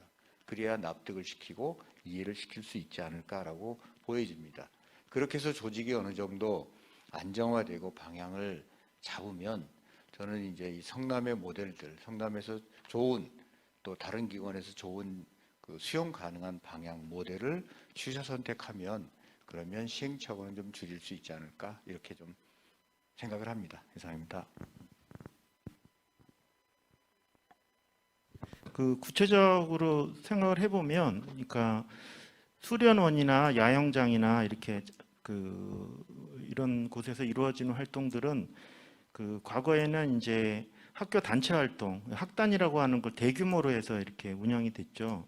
그리고 특히 이제 중고등학교 학생들이 대상이 돼서 이렇게 연계해가지고 진행을 하는 방식으로 해오다가, 아시다시피 뭐 세월호도 있었고, 그 다음에 태안 해병대 캠프 사고가 나고, 이렇게 되면서 청소년 활동지원법이 약간은 이제 심의 기능이나 또는 인증 기능 같은 것들이 강화되면서 이게 어려워지는 상황으로 갔고, 게다가 직격탄은 좀 코로나인 것 같아요. 제도적인 거에다가 아예 그냥 현실적으로 못하게 되는, 비대면 아니면 어려운 상황으로 왔기 때문에 좀 굉장히 힘들고 어려운 상황이다, 이렇게 생각을 합니다. 근데 그런 것들을 우리가 유추해 보면 사실은 이제 법적으로 봤을 때 활동진흥법에 24세까지로 청소년이 되어져 있고, 문화활동, 교류활동, 수련활동을 하게 돼 있지 않습니까? 그렇게 된다면 지금 고등학교까지 해온 거는 고등학교에서 워낙 수요가 많았고 그쪽에서 충분히 이루어졌기 때문에, 또 대단위로 이루어지는 형태로 갔기 때문에 필요성이 없었던 것 뿐이에요. 근데 지금은 아니죠. 지금은 거의 소규모 단위로 바뀌었고 대규모로 되는 그런 캠프 활동이나 이런 것들이 이루어지고 있지 않기 때문에 거기에 대한 대안을 찾는 거는 자연스러운 것 같아요. 그래서 그걸 수용해 가야 되는데, 그렇다면 집단활동 쪽으로 하는 쪽이 먼저일 것 같아요. 왜냐하면 우려를 좀 하는 부분이 있는데, 10대 청소년들이 이제 야간에 일을 할 때는 충분히 거기에 대한 대비를 하고 있잖아요. 근데 아주 소규모 단위의 청년들이 막 와서 오면 어떤 일이 벌어질까 생각을 해보면 뭐 이렇게 술 마시고 막 이렇게 좀 문제가 생기지 않을까, 이런 우려들 부분이 있기 때문에 그런 걸 수용하는데 어려움이 있을 수 있기 때문에, 제가 볼 때는 대학교라든지 이런 것과의 부분부터 풀어나가면서 확장해 나가는 접근들이 우선은 중요할 것 같습니다. 왜냐하면 이게 잘못 시행했다가 문제가 될 수 있어요. 그리고 지금 이제 청년 도전 지원 사업 제가 지금 고용노동부에서 하고 있는데, 거기서 이제 기사가 나가서 문제가 크게 됐습니다. 뭐냐면 구직 단년 청년들 돕겠다, 니트 돕겠다고 해놓고 왜 대학생을 도와, 뭐 주부를 도와 해가지고 언론에도 많이 나왔거든요. 국감에도 이제 언급이 됐는데 이런 문제 제기가 생길 수 있어요. 사고가 조금만 나도. 사실 생각을 해보면 우리나라 청소년 정책은 사고에 의해서 바뀌어왔거든요. 대표적인 사고가 시랜드 참사입니다. 시랜드 참사 나고 나서 청소년 보호위원회라는 게 국무총실에 만들어지면서 활동 중심의 청년 정책이 보호와 활동 중심, 그러다가 이제 보호 중심으로 완전히 또 무게 중심 흘러가고 또 약간은 복지가 들어가는 이런 형태로 바뀌어왔거든요. 그래서 그런 부분들에는 우려가 있기 때문에 저항이 있다고 생각을 합니다. 그래서 그런 부분을 충분히 내부적인 숙고와 논의가 필요하고 대상에 대한 접근도 지금까지 해왔던 대상에 대한 부분들을 넓혀가는 형태로 이렇게 확장해가는 노력이 좀 필요할 것 같아요. 그렇게 하면서 이제 점차 시범 사업에서 이제 본 사업으로 넘어가면서 자연스럽게 확장해가는. 그리고 또 한 가지는 그런 차원의 연결고리가 이 단체 활동 측면도 있고, 또 한 가지는 멘토링 관계식으로 해서 연계하는 프로그램, 캠핑 프로그램 같은 거를 하게 되면 그거는 거기에 참여하는 친구들 자체가 놀러 오는 게 아니잖아요. 그러니까 일종의 멘토링으로 대학생들이 들어오는 거니까 그런 위험 여지도 적고 또 취지도 매우 좋기 때문에 훨씬 더 현실적일 것 같아요. 그냥 20대 대학생들 5-6명을 다 받아서 캠핑한다 이렇게 되면 우려가 됩니다. 그래서 그런 부분들을 최소화할 수 있는 접근을 먼저 해가면서 확대해가는 방식으로 가는 게 어떨까 하는 제안을 드립니다. 말씀하신 대로 권일원 교수님께서는 사실 조직 운영하려고 그럴 때 구성원들의 합의 내지는 적어도 동의, 이것들이 뭐 더 크게 말하면 비전 공유, 이게 진짜로 중요하고 힘이 되는 것은 분명하다고 저는 생각합니다. 저희도 완전히 그거를 이루었다고 생각하지는 않지만 그래도 초기 시작했을 때보다 훨씬 더 많은 사람들이 같이 이제 공유를 하고 있다는 그런 지점이고, 그 다음에는 이제 갖고 있는 시설을 어떻게 할 거냐. 저희들도 예를 들어서 저희들 산하에 큰 게 5개가 있고 지금 작은 게 2개 있고 이렇습니다. 근데 여기도 지금 공간을 청년들한테 내어주는 일들을 지금 많이 하고 있습니다.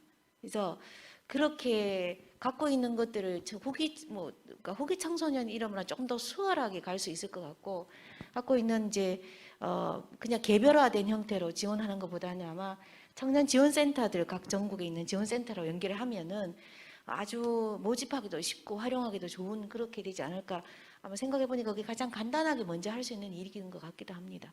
예. 또 혹시 더 보태주실 분? 예, 이광수 박사님. 말씀. 예.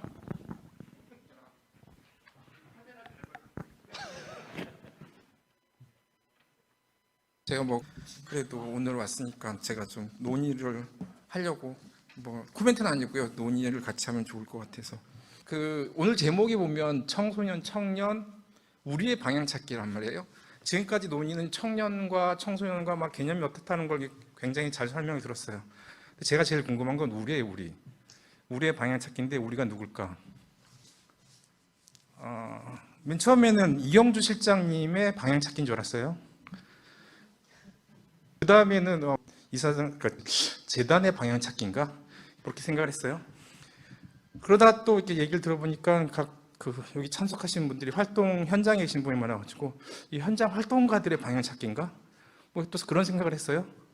근데 이제 주로 논의는 청소년과 청년이 얼마나 개념적으로 유사하고 뭐 섞일 수 있고 포함 관계 뭐 그런 개념적인 논의를 해가지고 방향 찾기에 대한 논의를 좀 해보려고 왔습니다.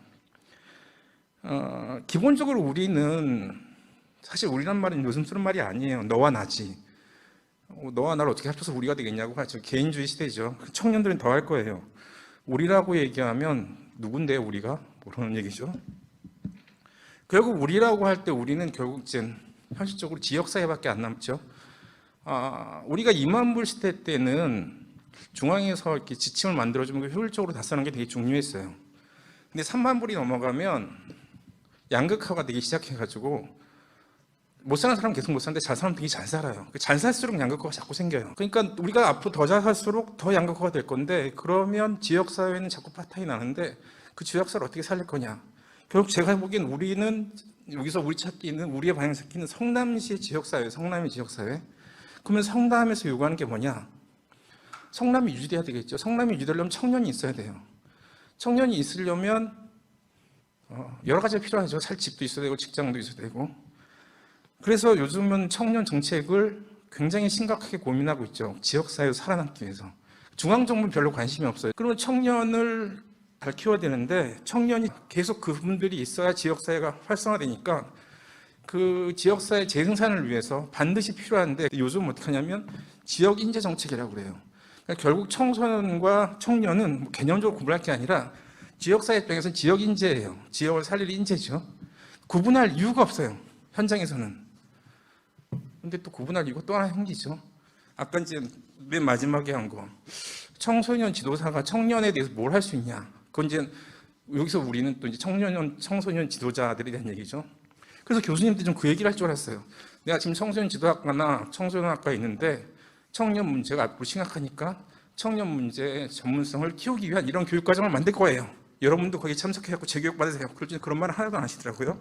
그러니까 결국 우리라고 할 때 우리는 다양한 사람들이 포함되어 있는데 그걸 다 합쳐서 이해 당사자라고 하죠. 그러면 그걸 크게 묶어서 우리 이해 당사자는 뭐냐? 그럼 성남을 살리는 거예요. 성남에서 자리 잡는 시민들이 계속 살기 좋은 성남을 만들기 위해서는 갇힌 지역사회를 유지하기 위해서는 청년이 대접받고 청년이 우대되고 청년이 유입되는 데를 만들어야 되는데 그 하나의 공인의 목적으로 우리는 청년인지 청소년인지 구분할 필요도 없고 그들을 위한 요구를 달성해줘야 되는 거죠. 그러니까 청년이 지금 우리 사회 가장 약체다는 게 지금 합의돼 있어요. 지금 청소년은 친권이 이전돼서 다른 데서 보호를 해주는 활동을 해주는 누군가가 해요. 청년은 아무데도 안 해요.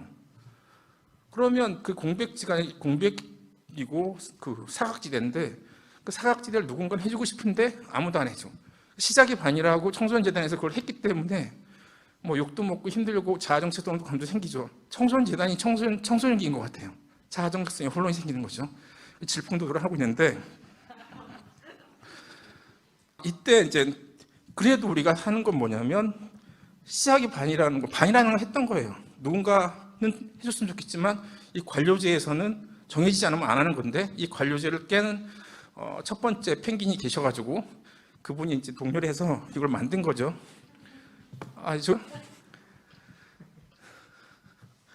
그러니까 이 모든 것에서 우리라는 말을 빼고 얘기하면 재미가 없어요. 남 얘기 같으니까. 그러니까 우리라는 생각을 갖고 내일이라고 생각을 하면 개념적인 논의가 아니라 실질적인 논의가 시작되겠죠. 아까 조금 전에 조직의 문제도 되게 실질적인 문제라고 생각해요. 이런 얘기 다 좋아요. 근데 누가 하나요? 사실 누가 하나보다 중요한 건 돈을 어떻게 확보하냐가 중요해요. 돈이 있으면 사람을 뽑을 수 있으니까.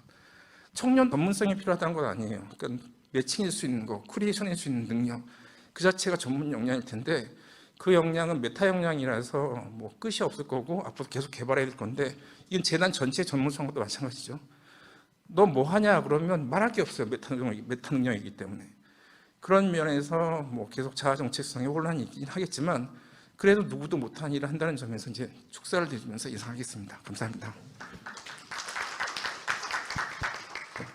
예, 청소년재단이 청소년과 같다고 말씀하신 부분 뭐 굉장히 와닿고요. 막 질풍노도의 시기에서 어떻게 해야 되나 막 스스로 이게 부닥치고 있다는 걸 이제 말씀해 주셨고 또 하나는 이제 약간 이제 다시 그러면 청소년 지도사라고 하는 우리 영역이 이제 우리는 청소년 지도라는 것이 기본적인 건데 그러면은 이제 이게 같이 가면은 청년 지도사가 다시 되어야 되는 건가?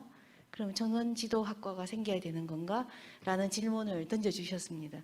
혹시 교수님들 그러면 이 부분에 대해서는 네, 말씀 잘 들었습니다. 어떻게 보면 따끔하기도 하고 또 어떻게 보면은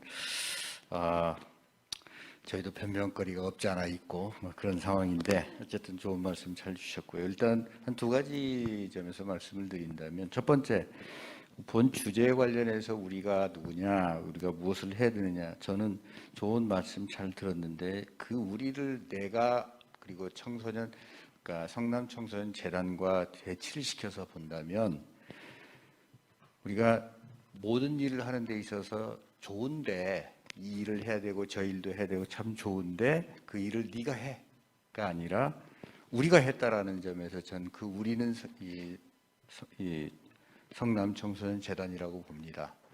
왜냐하면 아까 여러 가지 우리 성남에 있는 청년들이 잘 살고 삶의 지향이 있어야 된다라고 보는 그 어떤 첫 단추를 여기서 지금 풀고 있기 때문에 저희는 지금 하고 있는 이 사업이 끊기지 않고 잘 이행되고 부족한 점을 보완해 나가는 이런 틀이 만들어졌으면 좋겠다. 이렇게 좀 해석을 좀 하고 싶고요. 두 번째, 그러면 우리 대표님께서 말씀해 주신 것처럼 청소년 지도사가 있는데 청년 지도사도 만들어야 되느냐? 이것도 우리 영역이냐? 이제 이렇게 말씀을 주시고 있고요. 지도사 양성이라고 하는 부분에 있어서 절대 그리고 무한 책임이 있기 때문에 저희가 이 부분에 대해서 부족하다 또는 잘했다 이렇게 결론을 내리고 싶지는 않습니다. 계속 가야 될 과정이고요. 그러나 분명한 것은 지난 한 30년 동안 오면서 청소년 지도의 영역이 지금 획기적으로 바뀌고 있다. 이것은 분명한 것 같습니다. 야영과 야외 활동 중심에서 이제는 개인의 삶 중심으로 우리 청소년 지도의 영역이 바뀌고 있습니다. 진로가 그렇고요. 또 교육이 그렇고 삶이 그렇고 우리가 느끼지 않았던 여러 가지 요소들이 필수적으로 지금 다가오고 있습니다. 그렇지만 안타깝게도 청소년 지도사를 양성하는 교과목은 30년 전의 모양 그대로입니다. 영역이 바뀌고 지도사의 어떤 역량이 바뀌어져야 함에도 불구하고 그렇게 가고 있다는 거죠. 그래서 저는 그렇게 해석을 합니다. 지도사의 양성을 교과목이나 특정 영역으로 한정하지 말고 현장에서 무한한 그러한 가능성을 위해서 노력하고 계시는 이 지도자의 역량을 개발하는 이 모습들, 이런 것들이 결국 청소년 지도사의 역할이 아니겠느냐. 그리고 청소년들의 이 무한한 변화, 과거의 체험활동 중심에서 이제는 진로 선택과 미래 꿈을 이끌어가는 이런 역할들을 지도사분들이 해주고 계시기 때문에 저희도 물론 지도사의 양성을 위한 교과목의 개선, 그리고 지도사의 역할을 위한 그러한 분명한 어떤 사명감 개혁 이런 것들을 위해서 여기 계시는 우리 김 교수님도 계시고 그런 부분에 무한한 책임을 갖고 지속적인 그런 노력을 하고 있다라고 말씀을 드리고 쉽지는 않지만 그런 여러 가지 보수 교육이라든지 그런 과정을 통해서 지도사가 한 단계, 두 단계 성장해 나가는 이런 모습을 끝없이 가져야 되는 건 아닌가 이렇게 통감을 하고 있습니다. 이렇게밖에 말씀드리지 못하는 것 좀 송구스럽게 생각합니다. 이상입니다. 네. 좀 보충 설명을 드리겠습니다. 그러니까 같지만 다르고 다르지만 같은 얘기인데요. 첫째는 청소년 지도사든 상담사든 민간 자격이 아니다. 국가검정 자격이고요. 그래서 뭐 쉽게 바로바로 고치기가 어렵고 그리고 부처와의 협의도 필요한 잘 알고 계실 거라고 생각이 드는데요. 그래서 어쨌든 국가검정 자격이 갖고 있는 특성이 있다라는 점 하나하고요. 두 번째는 구성원 합의가 필요한데 지금 20대 중반 이후는 청소년계가 겪어보지 못한 연령대입니다. 연령의 레인지가 굉장히 넓고 그다음에 레인지가 넓다 보니까 해야 할 역할과 기능, 그러니까 지도 인력이 해야 할 역할과 기능의 스펙트럼도 같이 넓어져요. 그러니까 자격검정 교과를 선정하는 데 있어서 대상 자체가 확대가 돼 버리니까 교과 자체가 이질적으로 변화가 되는 거죠. 그러니까 국가검정 자격 자체가 어려운 데다가 대상의 레인지와 일의 스펙트럼이 넓어지니까 구성원의 합의가 전제가 되어야 하는데 이 부분과 관련돼서 상당히 어려운 부분에 봉착되어 있는 상황입니다. 그래서 조금 좀 이해하기 쉽게 설명을 좀 드렸습니다. 예, 뭐 이게 쉽지는 않은 노릇 같지만은 어쨌든 태클을 해야 될 부분 같고, 그래서 이제 여러 이해 당사자들이 모여서 계속 논의를 저는 치열하게 해야 된다고 생각합니다. 그래서 같이 이제 방향을 쭉 같이 가져가야 되는 게 필요한 시점이라고 생각이 되고, 여기 지금 플로어에서 질문들이 좀 더 몇 개 이제 주셨는데, 대부분 이제 가장 큰 질문들 몇 가지, 그러니까 유사한 질문들이 주셨습니다. 각각 다르지만 이게 청년 정책의 대상에 대한 질문입니다. 보편적으로 굉장히 그러니까 쉽게 말하면 보편적 복지가 돼야 되니 아니면 선택적 복지가 되니 이 질문을 하고 있습니다.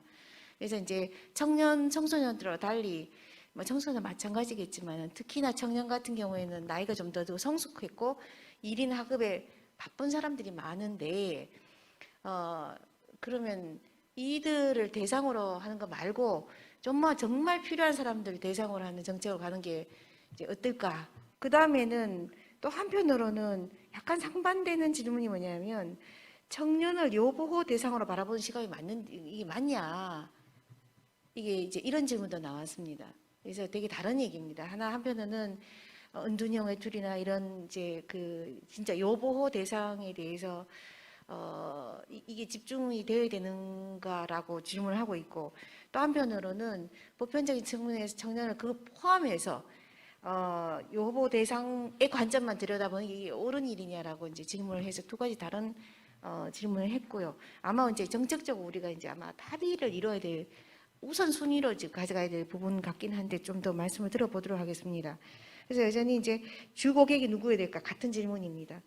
그리고 또 하나는 비슷하지만 이제 실제로 눈높이가 굉장히 청년들이 높아졌기 때문에 아마 현실에서 부닥치는 이 좌절이 그러니까 나온 것 같습니다.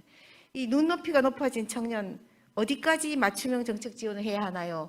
아마 이거 정책 지원 하신 분이 했을 겁니다. 이거는 그래서 일단 이거 전체가 이제 정책 지원 대상이 되는 사람들에 대한 나름대로 정의가 아직 혼란스럽다라는 걸 그러니까 느끼게 하는 질문인데 김경훈 박사님은 어떻게 생각하세요? 청년 정책의 대상에 대해서? 그러니까 지금 국제연합하고 EU 유럽연합이 2030 그 비전을 제시를 했어요. 2018년도에 공의 제안했는데 그 공의 제안의 핵심이 뭐냐면 인파워먼트예요. 이제 패러다임 바꿀 때가 돼요. 서포트를 제가 2014년도에 국제연합이 그 포럼을 개최할 때 그때 슬로건이 뭐였냐면 서포트였어요. 투자. 그러니까 투자의 대상으로 봐야 된다라고 하는 그런 이야기를 했는 인베스트먼트다 이 얘기를 했는데 이제 2018년도에 국제기구가 선언하는 2030년도의 비전은 인파워먼트다 이렇게 가고 있어요.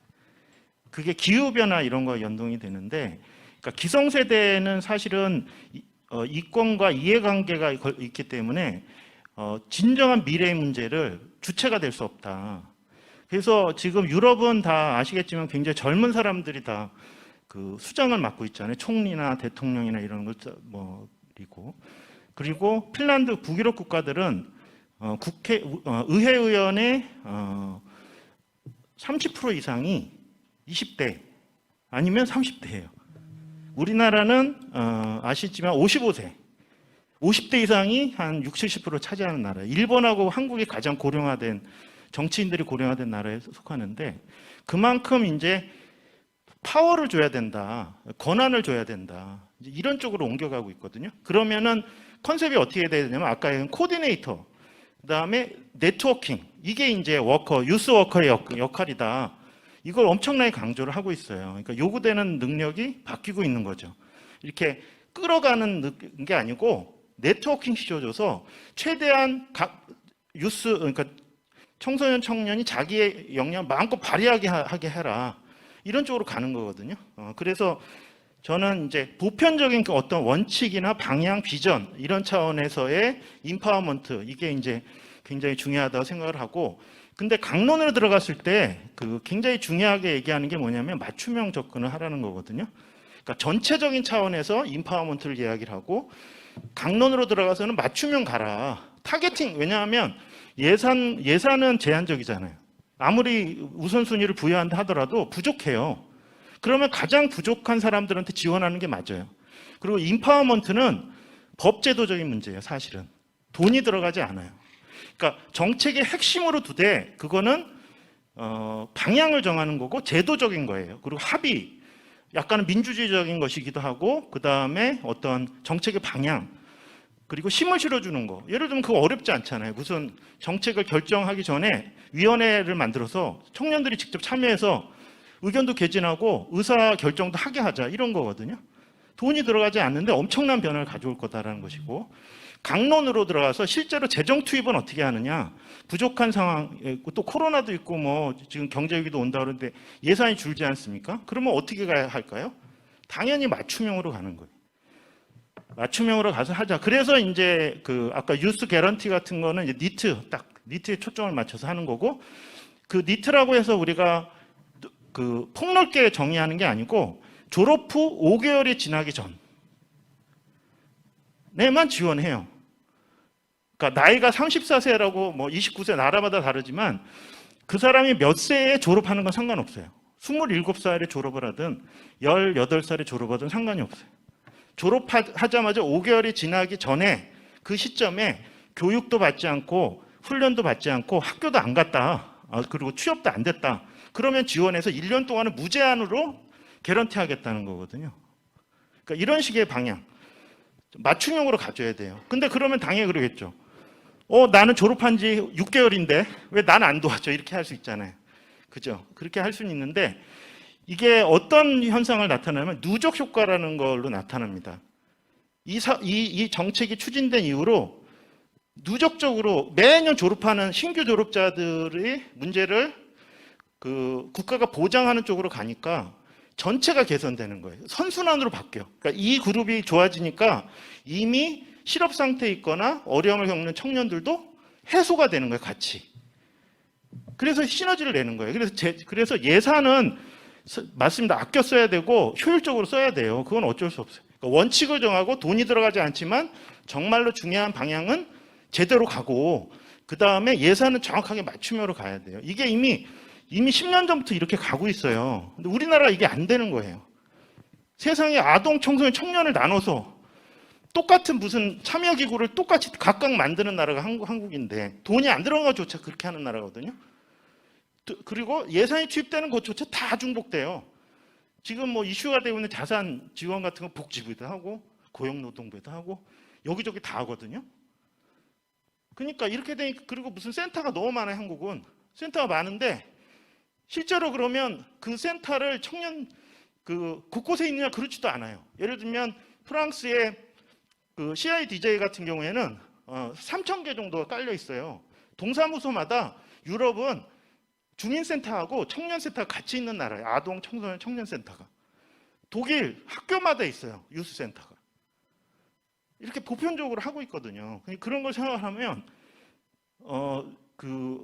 바뀌어야 된다 저는. 그래서 그 원칙대로 좀 정확하게 개념을 잡고 가면 문제가 훨씬 더 클리어해지고 또 우리가 가야 될 방향도 확실해진다 이렇게 생각합니다. 그래서 성남 센터에서도 지금 제가 말씀한 것처럼 하면 돼요. 예를 들면 참여나 혹은 뭐 권리 혹은 권한 부여 관련된 거는 제도적인 거니까 그런 차원에서 이제 좀 가져가지고 그 예산이 많이 투입되는 거는 맞춤형으로 가져야 하는 게 맞다 이렇게 생각합니다. 역시 같지만 조금 다른 얘기, 조금 부연 설명하겠습니다. 조금 전에 김기현 박사님이 2030 OECD 에듀케이션 리포트 말씀하셨는데 2021년 말이죠. 그때 유네스코에서 미래 보고서, 미래 교육 보고서 2050 리포트를 냈는데요. 거기 중요한 말들이 두 가지가 나왔어요. 하나는 뭐냐면 교육은 공공재가 더 이상 아니다. 공공재라기보다는 퍼블릭 굿이 아니라 커먼 굿이다. 모두의 것이다. 공동의 것이다. 라고 하면서 향후 교육의 어떤 방향과 관련돼서 협력과 연대 얘기가 나오거든요. 그러니까 우리가 예전에 뭐 아프리카 속담에서 뭐 하나이를 키우는 데 있어서 온전한 하나의 마을이 필요하다라는 얘기처럼 교육이라는 게 어떤 완전 무결한 어떤 지식을 갖고 있는 교사가 아이를 끌어가기보다는 우리가 갖고 있는 자원들을 어떻게 잘 연대와 협력의 네트워크를 통해서 아이들한테 할 거냐. 이게 저는 사실은 청소년 지도자의 역량하고도 연결이 됐다고 생각이 들어요. 사실 교육과정과 관련돼서 꽤 오래전부터 한국청소년정책연구원의 뭐 김기훈 박사님이나 또 몇몇 분들을 통해서 청년까지 포괄을 해서 지역 네트워크 역량 어떻게 할 거냐 이런 논의가 지난 수년간 이루어져 왔어요. 사실은 이루어져 왔는데 마침 그 유네스코에서 그 에듀케이션 리포트가 최근에 또 나와서 그 말씀을 드립니다. 그리고 아까 이제 청년의 눈높이가 자꾸 높아진다고 했는데 제가 보기에는 눈높이가 높아지진 않아요. 높아지진 않고 달라져요. 2010년 아래에 있는 알파 세대의 경우에는 완전히 달라질 것 같습니다. 최근에 아이들 조카들하고 중학생 애들 집중 진짜 안 하거든요. 걔들 그 데리고 캠핑 한번 갔다가 아 애들이 어떤 점에서 집중하는구나라는 것을 제가 알면서 깜짝 놀랐습니다. 네. 예. 저는 이렇게 이제 김기현 박사님 말씀을 이렇게 이해를 했습니다. 전체적 보편적으로는 인파워먼트, 특히나 정치적이나 여러 이제 사회 참여에 대한 힘을 길러는 것을 다 같이 가야 될 부분이고, 그 다음에는 실제로 프로그램을 제공할 때는 매우 우선순위를 두고, 그 다음에 수요에 맞게 아주 맞춤형 디테일하게 가져야 있다. 우리가 이제 보통 인력 개발할 때 T자형이라고 저는 그렇게 이해가 됐습니다. 보편적으로 하면서 집중해서 어떤 부분에 대해서 가져가자 이렇게 생각했고요. 저는 인파워먼트에 대해서 저는 사실 굉장히 관심이 많습니다. 왜냐하면 우리 청소년 활동 업계가 했던 것 중에 가장 중요하게 했던 것 중에 하나가 저는 청소년들의 그 참여 의식의 제고였다고 생각합니다. 그래서 이 부분이 좀 더 저는 부각이 되었으면 좋겠다는 게 제 개인적인 바람이 있습니다. 청운이나 그다음에 청소참여위원회나 청소년, 특히 이제 성남시 같은 경우는 청소년의회가 저는 완전히 가장 성숙한 상태에 왔다고 봅니다. 그래서 만들어져서 많은 사람들이 지원하게 하고 뽑고, 그 다음에는 교육을 같이 공부를 하면서 정책을 입안하고 나온 정책 제안에 대해서 실제로 시의회나 시행정부에서 받아서 법안 조례로 제출하고 어떤 것들은 조례로 채택이 되기도 합니다. 이건 아이들한테 엄청난 정치적 효능감을 저는 준다고 생각합니다. 그래서 이게 비단 성남시만 그러겠습니까? 저는 전국 각지에서 청소년 의회들이, 청소년 운영위원들이 저는 이 일을 많이 해왔다고 생각합니다. 다만 이걸 갈무리를 못해가지고 한지 안 한지 모르게 되는 게 저는 개인적으로 너무 안타깝게 생각합니다. 그래서 저희가 그걸 봅니다. 그래서 저희가 이슈페퍼 같은 거나 청소 실태 조사를 통해서 청소년 참여 의식이 얼마만큼 높아졌냐, 이 청소 활동을 통해서 데이터가 나옵니다. 실제로 한 아이들이 안 한 아이들보다 훨씬 더 참여 의식이 높습니다. 그래서 이 부분이 청소년 정책에서는 굉장히 마케팅에 대해 중요한 포인트라고 저는 생각하고 있고, 실제로 저희가 청소년 의회한테 저희 예산 심의를 일단 거치도록 지금 되어 있습니다. 보고 있습니다. 굉장히 무서워요. 처음에는 그냥 형식적으로 가더니 지금은 우리 조금 있으면 진짜 큰일입니다. 낱낱이 들여다보면서 도대체 이런 것들이 우리 청소년과 무슨 상관이 있겠냐라고 따질 것 같아요. 지금 엄청나게 똑똑합니다. 그래서 이제 긴장하시라, 지금 긴장하셔야 됩니다. 우리 청소년 지도자들이. 그래서 역설적이지만 참여를 점점 더 넓혀 놓았더니 지도자가 쫓아가기 어려운 부분이 점점 생기는 이런 역설이 생기지만 저희는 그게 성과라고 생각합니다. 그리고 저희가 청년 이사로 우리 이사회에 청년 이사 2명이 들어와 있습니다. 이 2명을 보면은 그들의 발전이 엄청난 걸 보면서 역시 저도 전적으로 이 부분은 돈이 드는 게 아니기 때문에 제도가 참여를 하면 청소년에 했던 이 그 경험들이 그대로 청년 쪽으로도 이행이 되고 전이가 되지 않을까라는 그런 생각해 보면서 저희 재단에서도 그 짐을 그 프레임을 조금 더 도입을 해봐야 되겠다라는 생각을 하게 되어 있습니다. 예. 또 다른 질문들은 이제 이런 게 있습니다. 우리 후기 청소년 용어가 너무 좀 그렇지 않냐, 이거 남들 안 알아주는데 우리끼리만 쓰고 있는 거 아니냐라는 그런 이제 말씀이 나왔고, 24세 이후의 청소년에 대해서 우리 청년에 대해서 뭘 해줄 수 있겠느냐 이런 질문을 했었습니다.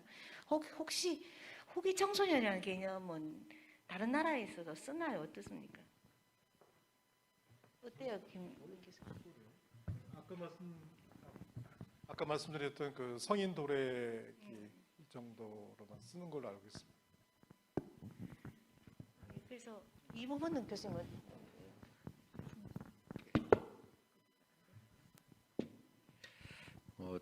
용어, 지금 상황이면 용어보다는요, 저희가 아까 말씀드리려고 하는 내용, 이제 그 질문에 대한 몇 가지 내용을 좀 첨언을 좀 해드린다면, 최근에 이제 갑자기 보편적 복지냐 선택적 복지냐라는 얘기를 좀 많이 듣는 것 같아요. 이게 과연 뭐냐라고 하는 생각을 좀 해보면 정치나 예산 주는 사람들이 굉장히 이거에 대해 관심을 많이 갖고 있는 것 같은데 선택적 복지를 한다는 얘기와 보편적 복지를 한다는 얘기는 보편적 복지라고 얘기하면서 잘 이해를 안 하려고 하는 게 아닌가. 그래서 특정 집중에 대한 어떤 지원을 당연시 여기고 전체에 대한 어떤 지원은 좀 소홀히 해도 괜찮지 않나라는 이런 생각을 갖고 있는 것 같아요. 그렇다면 우리도 그러면 선택적 복지와 보편적 복지에 대해서 우리가 활동을 하거나 지도자가 하는 역할에 대해서 그들의 구미에 맞게 어떤 서포트를 해주고 있느냐, 이건 한번 좀 고민해 볼 필요가 있을 것 같아요. 우리가 청소년들에게 또는 청년들에게 선택적 복지로 얘기하고 있는 갈등, 우울, 불안, 여러 가지 이제 그 사회적으로 문제가 될 수 있는 부분은 얼마나 우리가 밀접하게 접근을 하고 있는가, 이거 정말 고민해 볼 필요가 있을 것 같고요. 또 그래서 그런 부분에 대한 개량화된 어떤 그 방향들, 이런 것들이 정말 나오고 있는가, 또 설득을 해줄 수 있는가, 이거 좀 고민을 많이 해야 될 것 같습니다. 아까 그 요보 청소년들에 대한, 요보 청년에 대한 우리가 지원을 해야 되느냐 뭐 말씀을 해주신 것 같은데, 우리가 이들을 지원해주는 여러 가지 이유는 은둔이나 이 니트나 소시오패스나 이런 사람들이 갖고 있는 사회적 위협에 대한 예방을 우리가 얼마나 해야 되는가, 그리고 이것이 우리 정책에서 얼마나 납득하고 설득력 있게 그들에게 이해가 될 수 있는가, 이걸 만들어내는 게 더 중요한 거라고 저는 생각을 합니다. 그래서 단지 그냥 요보가 아니라 그들에 대한 생산 효과 또는 지원 효과에 대한 부분도 분명히 필요할 것 같고요. 눈높이가 달라지는데 저는 그런 생각을 좀 해봤어요. 저희 대학의 어떤 아주 일부의 사례이기는 하지만 뭐 세라믹 공학과에서 이제 취업을 보통 한 90% 이상 그 취업률이 항상 높아요. 근데 어느 시점에 취업률이 툭 떨어진 거예요. 한 40%, 30%로. 왜 그러는가 했더니 몇몇의 학생들이 다 삼성을 들어갔어요. 야, 너가 삼성 들어갔는데 나도 삼성 못 들어가? 취업 안 하는 거예요. 눈높이가 높아지는 거죠. 좌절감을 갖는 거예요. 그리고 재수하고 뭐 그러는 겁니다. 자, 우리가 청년들에게 이 취업이라든가 여러 가지 진로를 안내해주고 역량 개발을 해주는 데 있어서 좀 고민을 해야 될 것은 이들이 취업에 대한 접근을 하는 그 레다를 좀 만들어야 된다. 즉 접근의 사다리가 있어야 된다는 거죠. 오늘 이런 취업, 중소기업에 들어간 다음에 다음 단계로 넘어갈 수 있도록 하는 이런 촘촘한 망들을 진로에 어떻게 접근을 해야 되는가, 이게 굉장히 또 중요하다고 봅니다. 그래서 이런 각각의 용어들, 의미들을 우리가 현장에서 얼마나 잘 수용할 수 있는가, 정말 어디까지 우리가 할 수 있는가, 이런 부분들은 정말 많은 고민이 좀 있어야 될 것 같고요. 저는 이 부분을 다시 한번 우리 대표님께 그 성과로 좀 말씀을 드리는 것은, 만약에 우리 대표님의 커리어가 이쪽이 아니었다면 과연 이 일을 해낼 수 있었을까? 저는 여기에 처음 오실 때부터 아마 우리 대표님의 커리어가 그 부분에 굉장히 어떤 그 드라이브를 걸 수 있을 것이다라고 생각을 했는데, 역시나 그거에 대한 성과를 좀 만들어 주신 것 같습니다. 잘 이어져 갔으면 참 좋겠다라는 그런 말씀을 좀 드립니다. 감사합니다. 예, 감사합니다. 은건 교수님. 지금 플로어의 여성가족 청소년재단 김경윤 대표님께서 질문 내지 코멘트 있으시다. 예. 네. 안녕하십니까. 화성시 여성가족청소년재단 대표이사 김경윤입니다. 오늘 다른 일정이 있었지만 바로 취소하고 이곳으로 왔습니다. 청소년재단에 제가 이제 온 지 정확하게 10월 말이면 1년이 됩니다.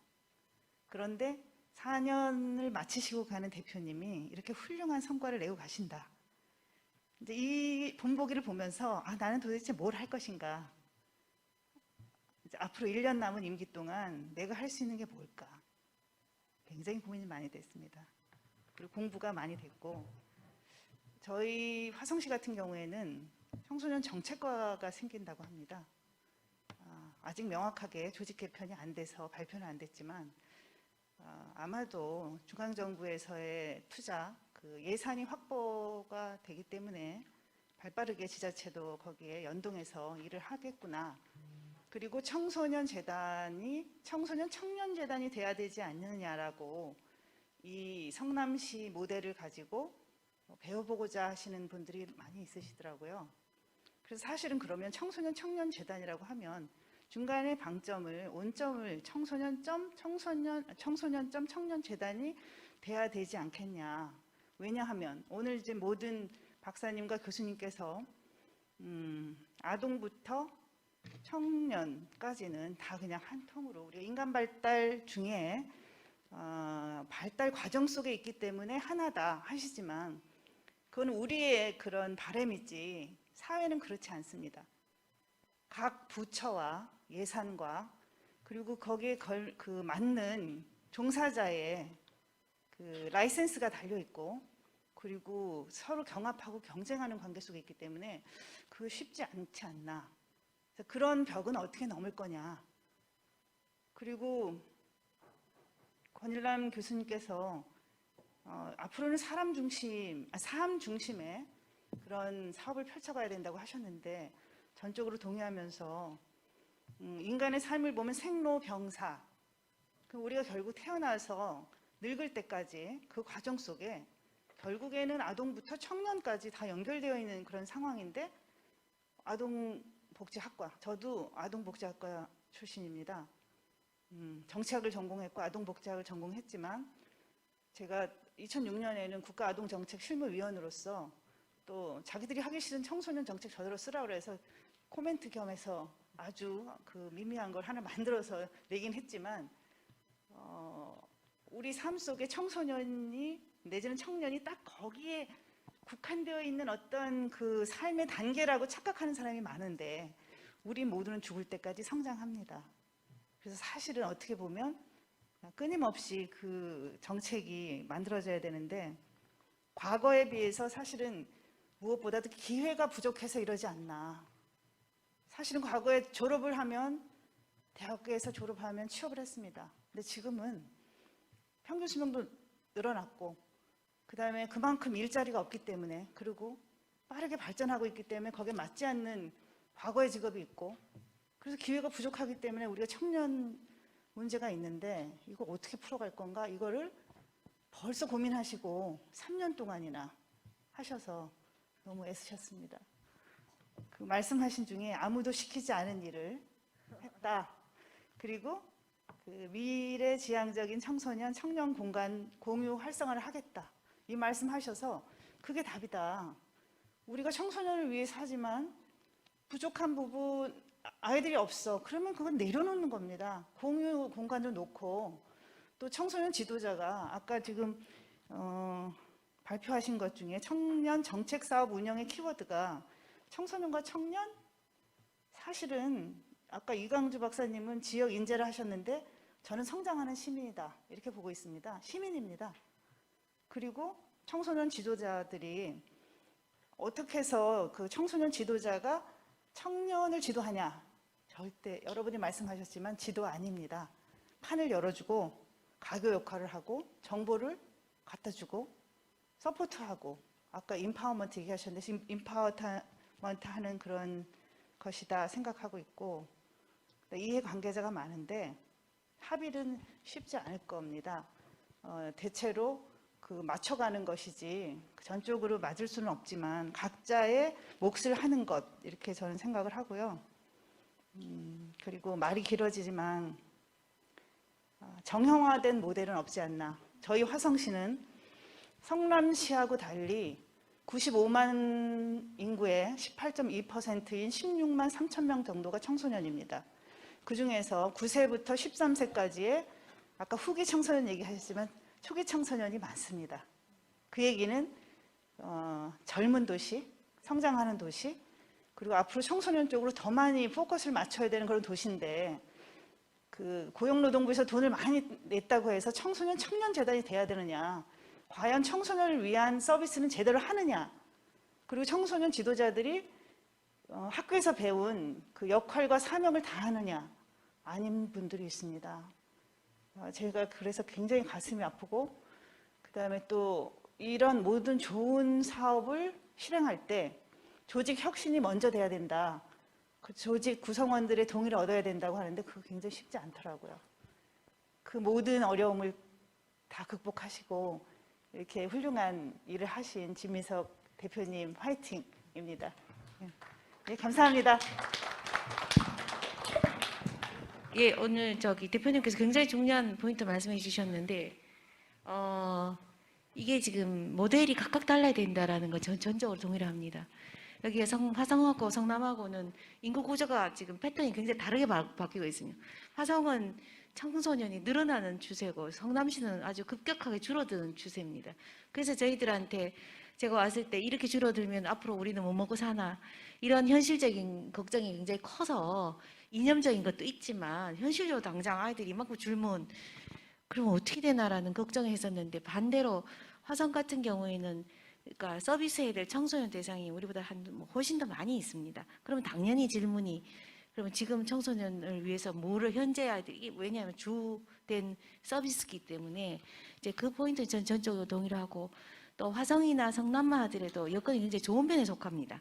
시 재원들이 인구도 그렇고 근데 이제 우리 교수님들께서 전체 전국적으로 커버를 하실 때 본다 그러면은 그래서 저희가 적용할 수 있는 그 일반화의 그 범주가 굉장히 제한돼 있다는 걸 저희들도 말씀을 드립니다. 그래서 그러나 이제 그래도 조금씩 이제 그 변용해서 쓸 수 있는 부분들이나 관점은 이제 공유할 수 있지 않을까라는 그런 생각을 해봅니다. 예, 김홍림 단장님, 예, 김홍림 단장님 우리 성남형 교육지원단장님이십니다. 제가 말씀드리고 싶은 것은 두 분이 다 지금 그 정책 관련돼서 말씀드리는데요. 그 지금 국정과제 보면은 그 마이 포트폴리오 플랫폼 구축 사업이 있어요.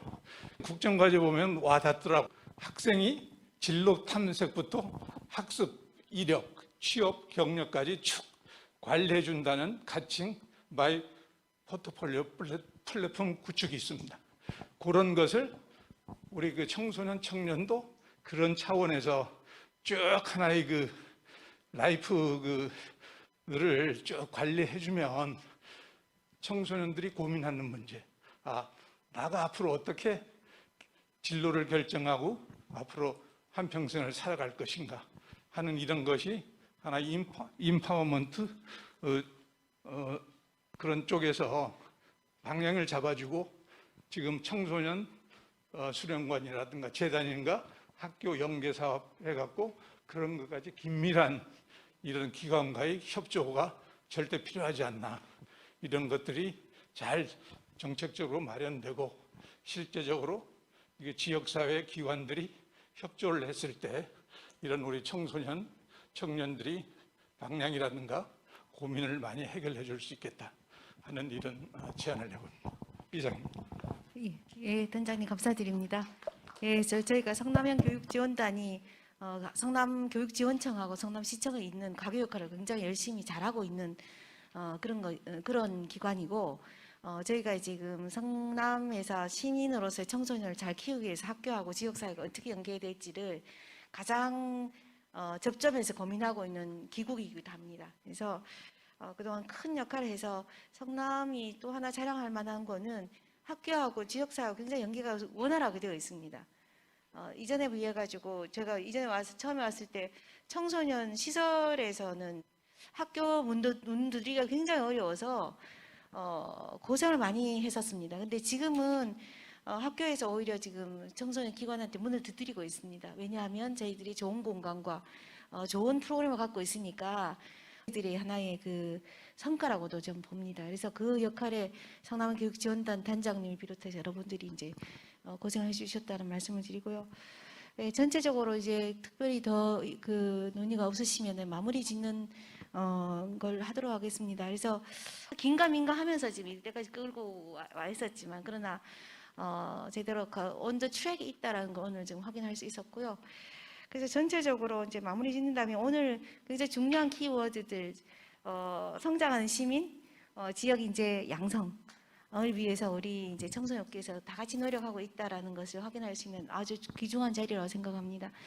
바쁘신 시간에도 이렇게 와주셔서 너무 감사드리고 또 플로어에 계신 여러분들께도 다시 한번 감사드리겠습니다. 감사합니다. 네, 긴 시간 동안 적극적으로 참여해 주시고 경청해 주신 모든 분들께 감사드립니다. 당신은 변화하는 환경의 창조자가 될 수 있고 변화에 따른 희생자가 될 수도 있다는 말이 있습니다. 오늘 이 자리에 모인 우리 모두는 이 급변하는 여러 환경 속에서 또 하나의 창조자가 될 수 있기를 기원하며 오늘의 포럼을 마치겠습니다. 감사합니다.